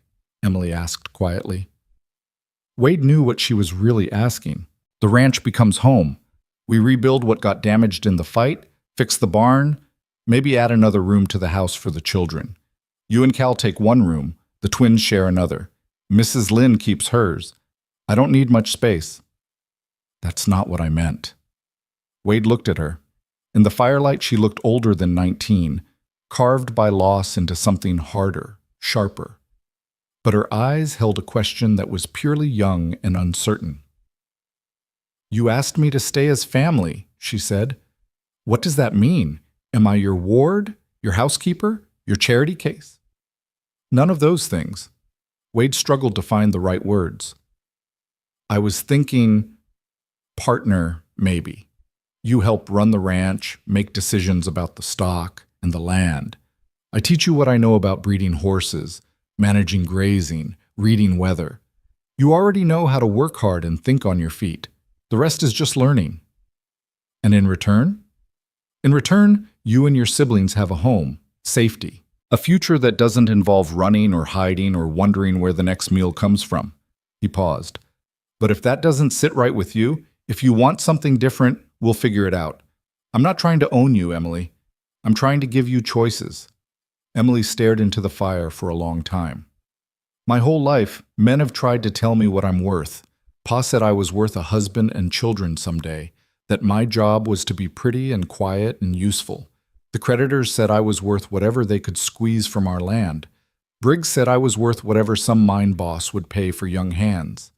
She looked at Wade. "You're the first man who's asked me what I think I'm worth. So what do you think?" "I think I'm worth more than being pretty and quiet. I think I'm strong enough to work a ranch, smart enough to learn, stubborn enough to make it succeed." Her voice steadied, grew certain. "I think I could be a good partner, if you're willing to treat me like one." Wade extended his hand. "Partners, then." Emily took it, her grip firm and calloused. "Partners." They shook on it, a contract sealed with nothing but words and trust and the firelight bearing witness. Across the camp, Mrs. Lynn watched them and smiled to herself, pleased in a way that had nothing to do with words. They stayed at the camp one more night to let Wade's shoulder rest and the children recover from their ordeal. The next morning dawned clear and cold, frost painting the grass white. They broke camp efficiently, everyone knowing their role now, and headed south toward home. The journey took 2 days. They traveled slowly, mindful of Wade's injury and the children's shorter stamina. At night they camped under the stars, telling stories around the fire. Cal wanted to hear about the fight again and again, hungry for the details of how ordinary people had stood up to Briggs. The twins were more interested in the horses, petting the mares and feeding them bits of apple from Mrs. Lynde's supplies. On the second afternoon, they crested the final ridge and saw the ranch spread out below. Stone house still standing, barns intact, the whole place looking solid and permanent against the autumn landscape. Emily reined in beside Wade. "It's beautiful," she said softly. "It's home," Wade corrected. "You're home now, if you want it." They rode down together, a strange little family bound not by blood but by choice and survival and hope. As they approached the house, the front door opened and Mrs. Patterson emerged, followed by Dutch Keller's son and several other townspeople who'd apparently been keeping watch. "Federal Marshal arrived yesterday," Mrs. Patterson called out. "He's got Briggs and Morton locked up tight in Cedar Bluff. Wants to talk to you both when you're ready." "Tomorrow," Wade said, dismounting carefully. "Today we rest." The townspeople helped unload the horses and settled the children inside with hot cider and Mrs. Patterson's famous ginger cookies. Wade found himself pulled into the kitchen where the doctor was summoned once again to check his wound and pronounce it healing well despite Wade's best efforts to tear it open. Emily stood in the main room, watching Cal and the twins explore the house like it was new to them, touching furniture and running their hands along the walls. They were claiming it, she realized, making it theirs through touch and presence. The ranch was becoming home in a way that went deeper than words. That evening, after the townspeople had left and the children were in bed, Emily found Wade on the front porch. He was staring out at the dark hills, his good arm wrapped around his ribs, looking like a man who'd fought a war and lived to tell about it.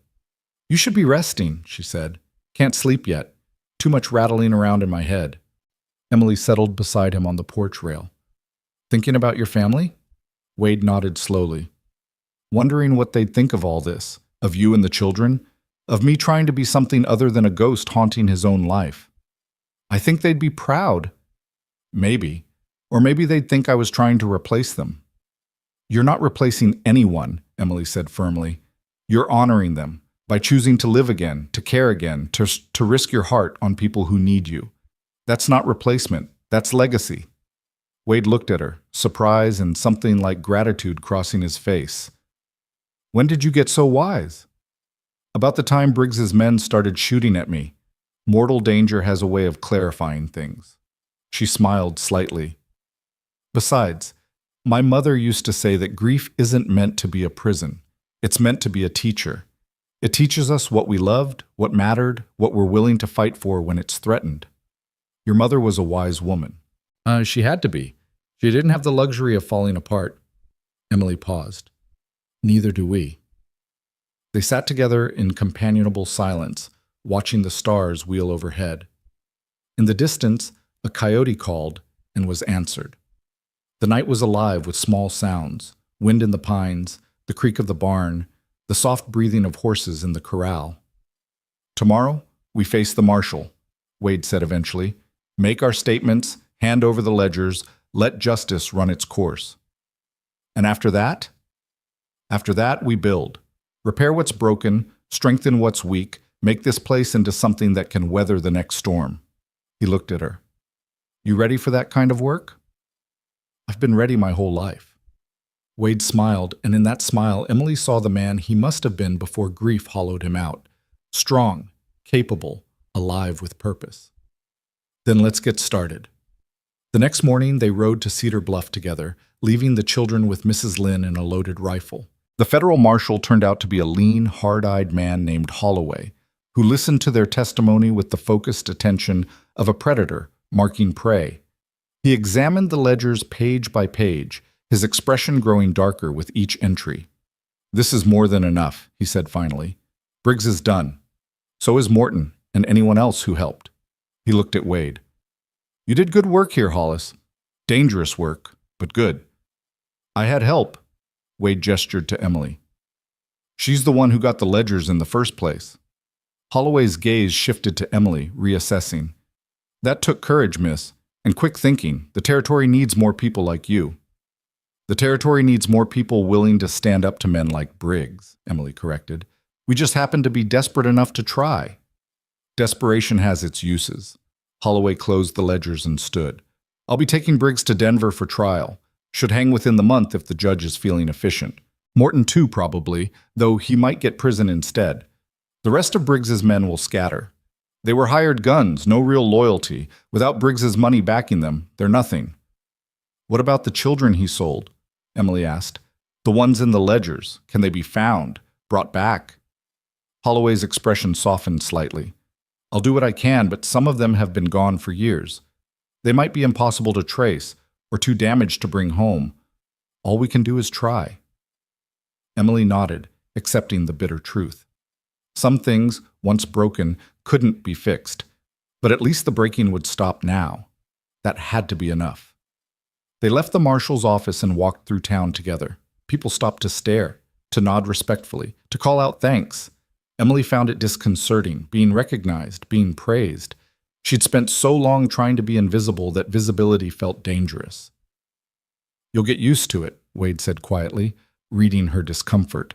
I don't want to get used to it. I just want to go home. Then let's go home. They collected supplies from the general store: flour, salt, coffee, fabric for new clothes for the children. The storekeeper refused payment, saying it was the least he could do after what they'd done for the county. Wade argued, but the man was stubborn. Finally, they accepted with as much grace as they could muster and loaded everything onto the wagon. As they drove out of town, Emily looked back one last time. Cedar Bluff looked different now, not threatening, but not quite welcoming either. It was just a place, neutral, full of people trying to survive. Some of them were brave and some were cowards, and most were somewhere in between, just like everywhere else. They reached the ranch by late afternoon and found organized chaos waiting. Mrs. Lynn had put the children to work cleaning, Cal sweeping the porch, the twins dusting furniture with rags nearly as big as they were. The house smelled of lye soap and wood smoke and something baking in the oven. I teach them to help, Mrs. Lynn said with satisfaction. House need many hands to keep clean. The twins ran to Emily immediately, showing off their dusty rags like trophies. Cal tried to look dignified, but couldn't hide his relief at seeing her safe. Emily hugged them all, breathing in the smell of their hair, the warmth of their small bodies. Come help me unload, Wade called from the wagon. Cal ran to help, eager to prove himself useful. Together they carried in the supplies, stacking them in the kitchen and pantry, while Mrs. Lynn directed traffic like a general commanding troops. When everything was unloaded and put away, they gathered around the table for dinner, stew and fresh bread and canned peaches from the cellar. It was simple food, but it tasted like celebration, like victory, like home. After dinner, Wade pulled Emily aside. I want to show you something. He led her to the barn and climbed the ladder to the loft, gesturing for her to follow. Up there, under the peaked roof, was a space that had been cleared out and furnished simply. A bed, a chair, a small table with an oil lamp. Late evening light streamed through the loft door, painting everything gold. I thought maybe Cal could have this, Wade said. Give him his own space. Let him feel like he's got some independence. He's at that age where sharing a room with sisters might start to chafe. He paused. Unless you think it's too soon, or too far from the house. Emily walked around the space, touching the rough timber walls, testing the bed. It was perfect, private but not isolated, simple but comfortable. A place for a boy to grow into a young man. He'll love it, she said. Can we tell him tonight? I was hoping you'd say that. They climbed down and found Cal in the house, already getting ready for bed. Wade cleared his throat. Cal, got something to show you. Come on. Cal followed them to the barn, curious and a little wary. When Wade showed him the loft, his eyes went wide. This is for me? If you want it, your own space. You can come and go as you please, long as you keep it clean and don't leave the lamp burning when you sleep. Cal turned in a slow circle, taking it all in. I never had my own room before." "Well, you do now." Wade handed him the lamp. "Welcome home, son." The word hung in the air, son, casual and momentous at once. Cal looked at Wade, then at Emily, then back at Wade. "Thank you," he said, his voice small and rough. "For everything, for saving us, for letting us stay." Wade knelt down, his wounded shoulder protesting, and looked Cal in the eye. "You don't have to thank me. You're family now. Family doesn't thank each other for doing what's right." Cal threw his arms around Wade's neck, nearly knocking him over. Wade caught him with his good arm and held on, his face pressed into the boy's shoulder, and Emily saw tears tracking down his weathered cheeks. She turned away to give them privacy and walked out into the evening. The sun was setting, painting the western sky in shades of fire and gold. The mountains stood dark against the light, eternal and indifferent. Somewhere out there, Silas Briggs sat in a cell awaiting justice. Somewhere out there, children who'd been sold into slavery might be found and freed. Somewhere out there, the world kept turning, full of cruelty and kindness in equal measure. But here, in this small corner of Montana territory, a broken family was becoming whole. A haunted man was learning to live again. And a 19-year-old girl who'd been running for her life had finally found a place to stand and fight and build something lasting. Emily looked back at the barn and saw Wade and Cal emerge together, the boy chattering excitedly about how he'd arrange his new room. She saw the house with its warm lights, the twins visible through the window as Mrs. Lynn read them a story. She saw the corrals and barns, the good land stretching away toward the hills, all of it solid and real, and theirs. This was what her mother had wanted for them, not wealth or ease, but safety and dignity and the chance to become whoever they were meant to be. Emily smiled and walked back toward the house, toward the light and warmth and voices, toward home. Winter came early that year, sweeping down from the mountains with snow that turned the world quiet and white. Emily stood at the kitchen window watching fat flakes drift past, marveling at how different everything looked covered in pristine blanket. Behind her, the twins were helping Mrs. Lynn roll out dough for biscuits, their small hands dusted with flour, their laughter bright in the warm room. 3 months had passed since the confrontation with Briggs. 3 months of learning to live without fear, without looking over her shoulder every moment. The adjustment had been harder than Emily expected. Her body still woke at every sound in the night, her hands still reached for weapons that no longer needed to be close. But slowly, day by day, the tension was loosening its grip. Wade entered through the back door, stamping snow from his boots, his breath clouding in the cold air. His shoulder had healed well, though he still favored it when the weather turned. He'd been out since dawn checking the stock, making sure the horses and cattle had enough feed to weather the storm. "Going to be a hard one," he said, pulling off his gloves. "Temperature's dropping fast. We'll need to bring extra wood in tonight." "Cal's already started," Emily said. "He's been hauling loads all morning." Wade smiled. The boy had taken to ranch work like he was born to it, rising before dawn to help with chores, asking endless questions about horses and cattle and land management. He'd grown 2 inches in 3 months and put on muscle from good food and hard work. The haunted look had faded from his eyes, replaced by something steadier, more hopeful. Mrs. Lynn pulled a tray of biscuits from the oven, the smell filling the kitchen. "You eat," she ordered Wade. "Too skinny still." "Yes, ma'am."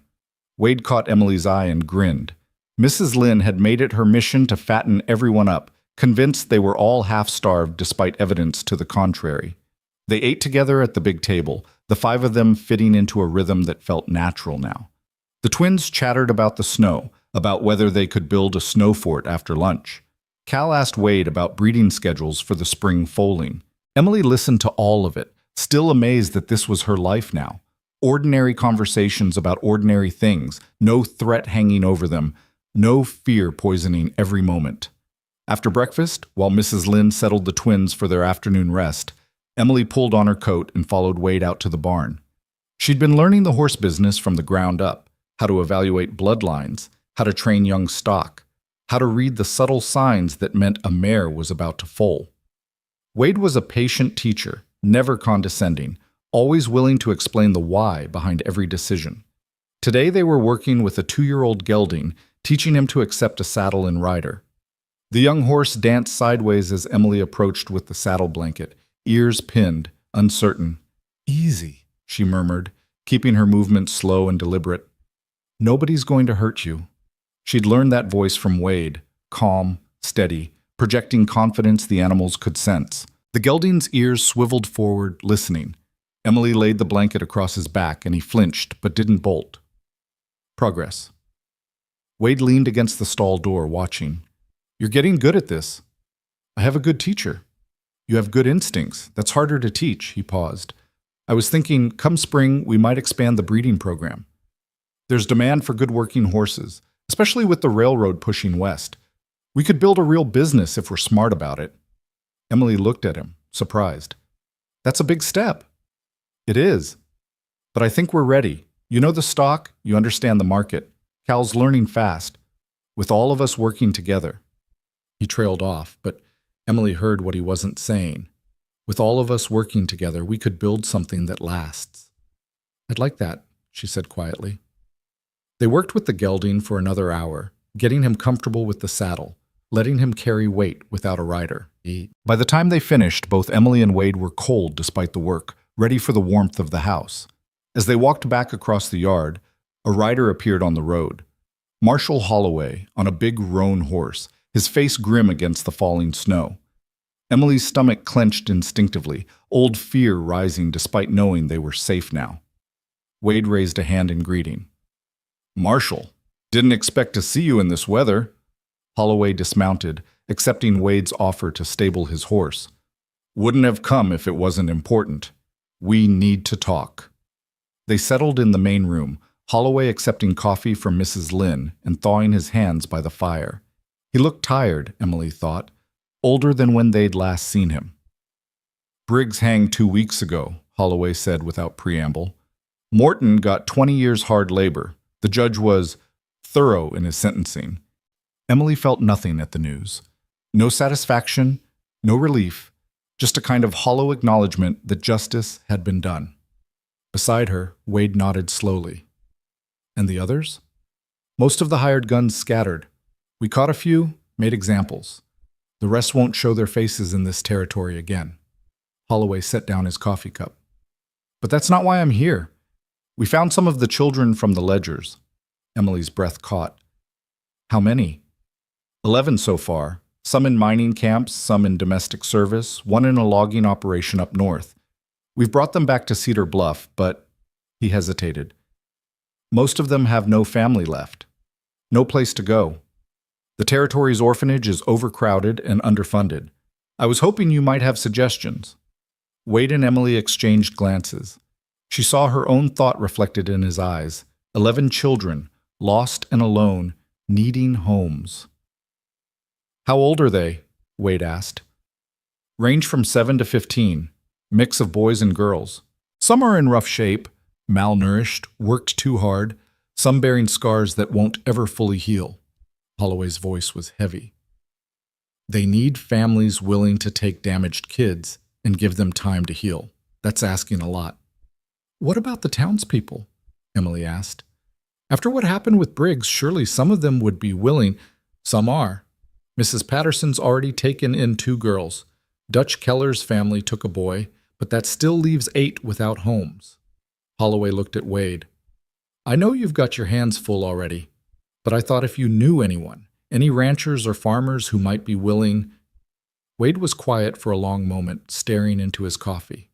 Emily could see him calculating space in the house, resources, the enormous responsibility of taking on more children. Then he looked up. "We could take 2, he said. "Maybe 3 if they're willing to share rooms. The loft can be partitioned and we could add on to the house come spring." Holloway's expression lightened. "You're serious? We've got the land, the food, the work. What we're building here, it's big enough for more than just us." Wade looked at Emily. "If you're willing." Emily thought of the twins and Cal, how they'd blossomed with safety and stability, thought of her mother, who'd never turned away anyone who needed help, thought of what it would mean to give lost children the same chance they'd been given. "I'm willing," she said. "But they should have a choice. No one should be forced into a new family. They've had enough of being told what to do." "Agreed." Wade turned back to Holloway. "Bring them out. Let them see the ranch, meet us, Decide for themselves if this is somewhere they could belong.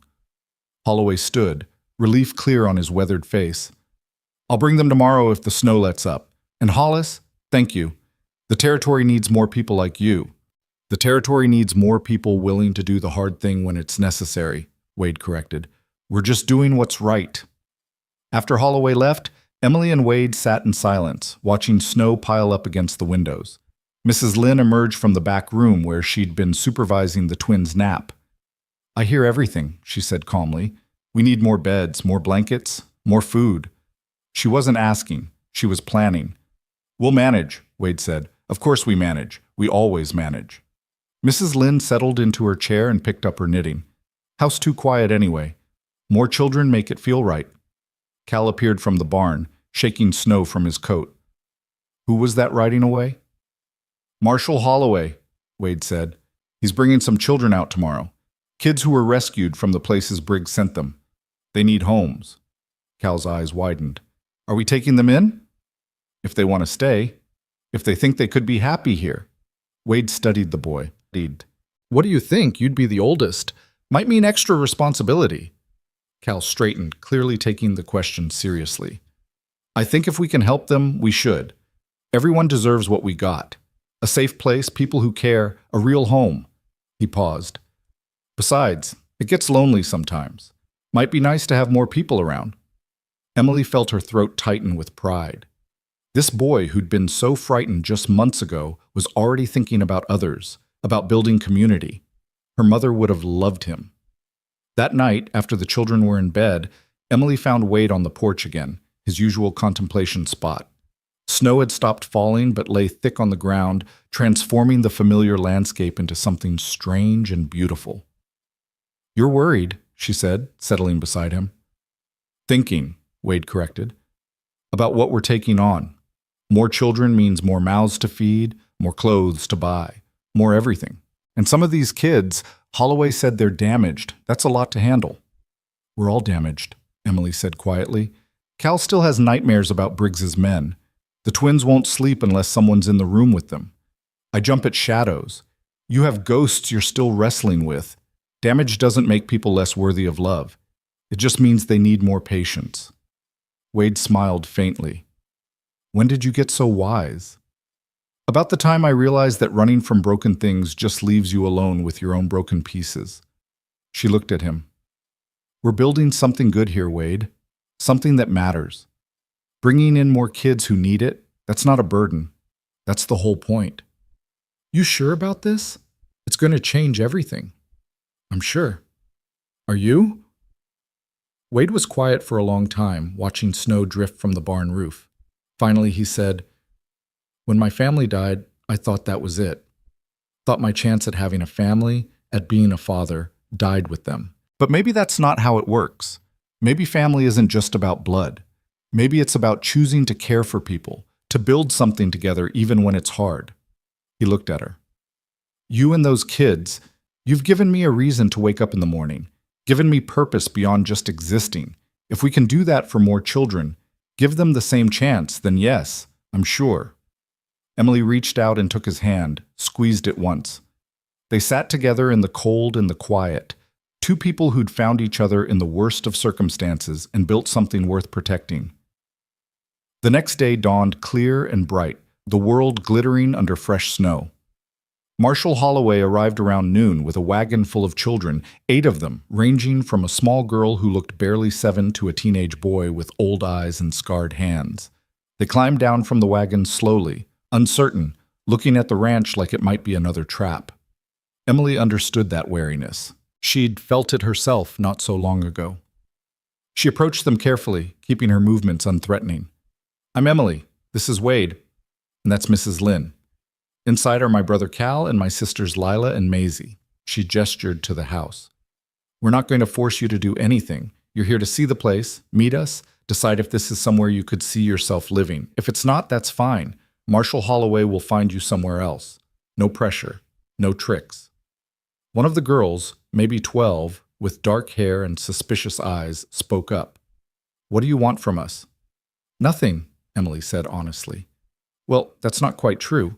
If you stay, you'll have chores. Everyone works here because running a ranch takes all of us. But you'll also have your own space, good food, warm beds, and people who'll look out for you. What we want is to give you a safe place to grow up. What you do with that is your choice. Wade stepped forward. Come inside, have something to eat. Look around, ask questions, then you can decide. They filed into the house slowly, these damaged children, their eyes taking in everything. The warm fire, the smell of bread baking, the cozy furniture and clean floors. Mrs. Lynn appeared with mugs of hot cider and plates of cookies, her presence calm and maternal without being overwhelming. Cal emerged from the barn and froze when he saw the crowd of new kids. Then he straightened his shoulders and walked over to the teenage boy with the scarred hands. I'm Cal. Want to see the barn? We've got some new foals. The boy hesitated, then nodded. They disappeared outside together, and Emily felt a surge of gratitude for her brother's instinctive kindness. The twins were less subtle. They ran up to the smallest girl and immediately started chattering about their room and their toys, and would she like to see their collection of pretty rocks?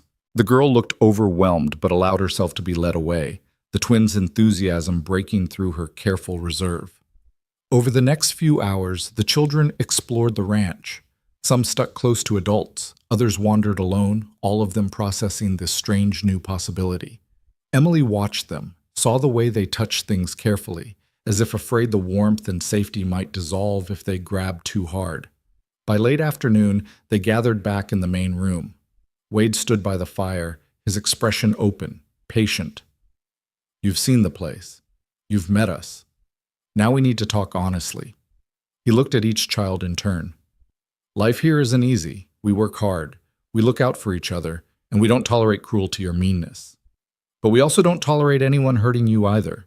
If you stay, you'll be safe. You'll have enough to eat. You'll go to school in town when weather permits. And you'll be part of a family. A strange, put-together family maybe, but a real one. The dark-haired girl who'd spoken earlier raised her hand. What if we can't do the work? What if we're not strong enough? Then we teach you, Emily said. Everyone starts somewhere. Cal couldn't saddle a horse when he got here. Now he's better at it than I am. You learn, you grow, you get stronger. We're patient. What if we want to leave?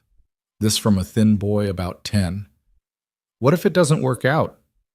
Then you leave, Wade said simply. I'm not in the business of keeping people prisoner. If this doesn't feel right, we'll find you somewhere else. No hard feelings. The children looked at each other, some kind of silent communication passing between them. Finally, the teenage boy with scarred hands spoke up. My name's Thomas. I'm 15. I was in a mining camp for 2 years. His voice was rough, unused to speaking.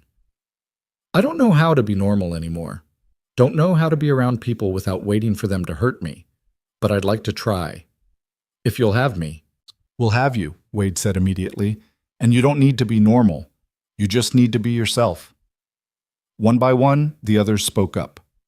The dark-haired girl was Sarah, 13, who'd been sold into domestic service and still had nightmares about the woman who'd beaten her for minor infractions.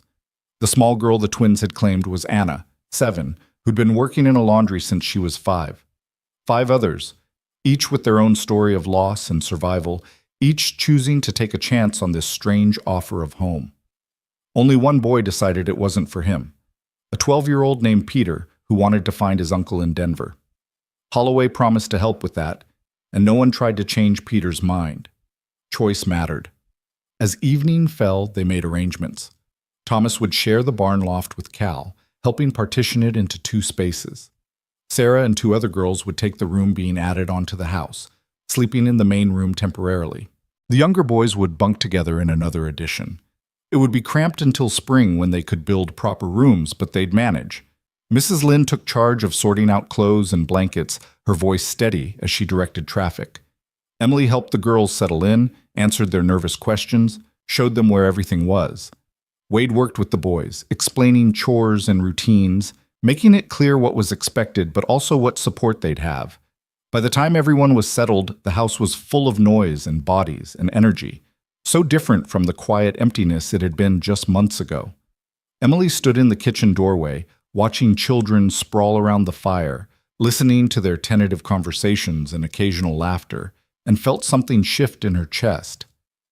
This was what her mother had meant about making life mean something. This was what Wade had been searching for when he found them in that barn. This was family, not perfect, not easy, but real and worth fighting for. Late that night, after everyone else had gone to bed, Emily found Wade checking on the stock one last time. The barn was warm from the animals' body heat, sweet with the smell of hay and horses. "Quite a day," she said. Wade laughed quietly. "That's an understatement. We went from 5 to 13 people in one afternoon." "Having second thoughts?" "Not even first thoughts at this point. We're committed now." He leaned against a stall door, watching a mare nuzzle her foal. "But I think it's going to be all right. These kids, they're survivors. They know how to work hard, how to adapt. With time and patience, they'll heal." "So will you," Emily said softly. Wade looked at her, surprise flickering across his face. "What do you mean?" "I mean you've spent 8 years punishing yourself for something that wasn't your fault, hiding from life because living hurt too much. But look around, Wade. Look at what you've built. These children have a future because you chose to care when you could have chosen to stay empty." She moved closer. "You saved my family. Now you're saving more. That's not replacing the family you lost. That's honoring them by making sure their death meant something other than your own destruction." Wade's eyes were suspiciously bright. He cleared his throat roughly. "Your mother raised you well." "She did. And she'd tell you the same thing I am. Grief is a teacher, not a jailer. Learn from it and let it make you kinder, not harder." Wade pulled her into a one-armed hug, the embrace brief but genuine. "Thank you, Emily, for everything. We're partners, remember? That means we look out for each other." They walked back to the house together, through snow that crunched under their boots, beneath stars so bright they hurt to look at. Inside, the house glowed with lamplight, warm and welcoming. Through the windows, Emily could see Mrs. Lynn moving about the kitchen, preparing for tomorrow's breakfast. Could hear the faint sound of voices as Cal and Thomas talked in the loft. This was home now. Not perfect, not without challenges, but real and solid and worth everything they'd risked to build it. The winter passed in a blur of adjustment and growth. The new children settled in gradually, learning the rhythms of ranch life, growing stronger on good food and hard work. There were hard days, nightmares that woke the whole house, panic attacks triggered by unexpected sounds, moments when old fears surfaced and threatened to drown fragile progress. But there were good days, too. Days when laughter rang through the house, when children played in the snow without looking over their shoulders, when small victories, a shy smile, a shared joke, a reached-out hand, reminded them all why they were doing this. Spring came slowly, snow giving way to mud and then to green grass. They broke ground on the house additions, everyone pitching in to haul timber and mix mortar. Thomas turned out to have a gift for carpentry, his scarred hands steady and precise as he measured and cut. Sarah discovered she loved working with the horses, her gentle patience perfect for training young stock. Anna attached herself to Mrs. Lynn and learned to cook, her small face fierce with concentration as she kneaded bread. By summer, the house had grown to accommodate everyone comfortably. They'd added 2 wings, each with multiple bedrooms, and enclosed a back porch for extra workspace. The ranch was thriving too. The spring foaling had gone well, producing 6 healthy colts they'd be able to sell in a year. Word was spreading about the quality of their stock, bringing buyers from as far as Denver. One evening in late August, as the sun set in shades of gold and pink, they all gathered on the expanded porch for dinner. 13 people crowded around a table Wade and Thomas had built together, passing plates and bowls, talking over each other, arguing good-naturedly about whose turn it was to wash dishes. Emily sat back and watched them, her family, chosen and built from broken pieces and desperate hope. Cal was explaining horse breeding to the younger boys, his voice confident and clear. The twins were giggling with Anna about some secret joke. Sarah was helping Mrs. Lynn serve, moving with the ease of someone who belonged. Thomas sat beside Wade, the two of them discussing plans for a new barn, their heads bent together like father and son. Wade caught her eye across the table and smiled, and in that smile Emily saw everything they'd survived, everything they'd built, everything they still had to do. It wasn't a fairy tale ending. There would be more hard days ahead, more challenges to face, more broken things to mend, but they'd face them together, This strange assembled family bound by choice and courage and the stubborn refusal to let darkness win. After dinner, as the children scattered to evening chores and games, Wade pulled Emily aside. "I've been thinking," he said, "about making things official." Emily's eyebrows rose. "Official how?" "Legal adoption, for all of them. Make them legally our children. Give them the protection and rights that come with that." He paused. "I know it's a big step, but I think it's the right one." Emily thought about what that would mean. Permanent family, unbreakable bonds, a future guaranteed not by promises but by law. The children should decide, each one individually. No pressure. Agreed. They brought it up at breakfast the next morning, Wade explaining carefully what adoption would mean, what rights it would give them, what it would change, and what would stay the same. The children listened in silence. Cal spoke first. "Would we take your name? Become Hollises instead of Mercers?" "If you wanted to," Wade said. "Or you could keep your own name. That's up to you." "I'd like to be a Hollis," Cal said quietly, "if that's all right." The twins nodded enthusiastically, already won over. One by one, the others agreed. Thomas, Sarah, Anna, all of them choosing to bind themselves permanently to this family they'd found. The legal process took months, requiring trips to town, meetings with judges, endless paperwork. But by the first snow of the second winter, it was done. They were legally, permanently, irrevocably a family. Emily stood in the yard one December morning watching children play in the snow. 2 years had passed since she'd held that rifle in a collapsing barn, terrified and desperate. 2 years since Wade had offered her a choice and a chance. Looking at everything they'd built, the thriving ranch, the expanded house, the children who laughed instead of flinched, she could barely recognize her own life. Wade joined her, his breath clouding in the cold air. His shoulder didn't bother him much anymore, just a dull ache when storms were coming. The gray in his hair had spread, but his eyes were alive in a way they hadn't been when they'd first met. "No regrets?" he asked.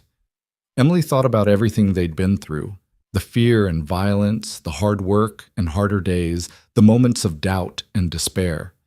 Thought about Cal teaching the younger boys to ride, about Sarah's quiet joy when working with the horses, about the twins who no longer had nightmares every night. Thought about Mrs. Lynn humming as she cooked, about Thomas building furniture with increasing skill, about this impossible family that shouldn't work but somehow did. "Not one," she said. "You?" "Not one." They stood together in the cold watching their children play and felt the weight of what they'd accomplished settle around them like a warm cloak. They'd taken broken pieces, broken people, broken lives, broken hearts, and built something whole. Not perfect, never perfect, but real and lasting and full of hope. The ranch would continue to grow. More children would come. More lives would be changed. There would be challenges ahead, illness and injury, heartbreak and loss, all the ordinary tragedies that came with living. But they'd face them together, this family bound not by blood but by choice, by courage, by the stubborn belief that love was stronger than fear and that home was something you built, not something you were born into. As snow began to fall again, soft and gentle, Emily thought of her mother and hoped she could see this. Hoped she knew that her daughter had taken the lessons she'd taught about kindness and courage and making life mean something, and used them to build a legacy worth leaving. Wade's hand found hers squeezed gently. "Come on, let's go inside. Mrs. Lynn's making hot chocolate." Emily squeezed back and followed him toward the house, toward the warmth and noise and beautiful chaos of family. Behind them, their footprints in the snow were already filling in, temporary marks that would soon disappear. But the marks they were leaving on these children's lives, on this land, on each other, those would last. Those would endure. And that, Emily thought as she stepped through the door into light and laughter and love, was more than enough, more than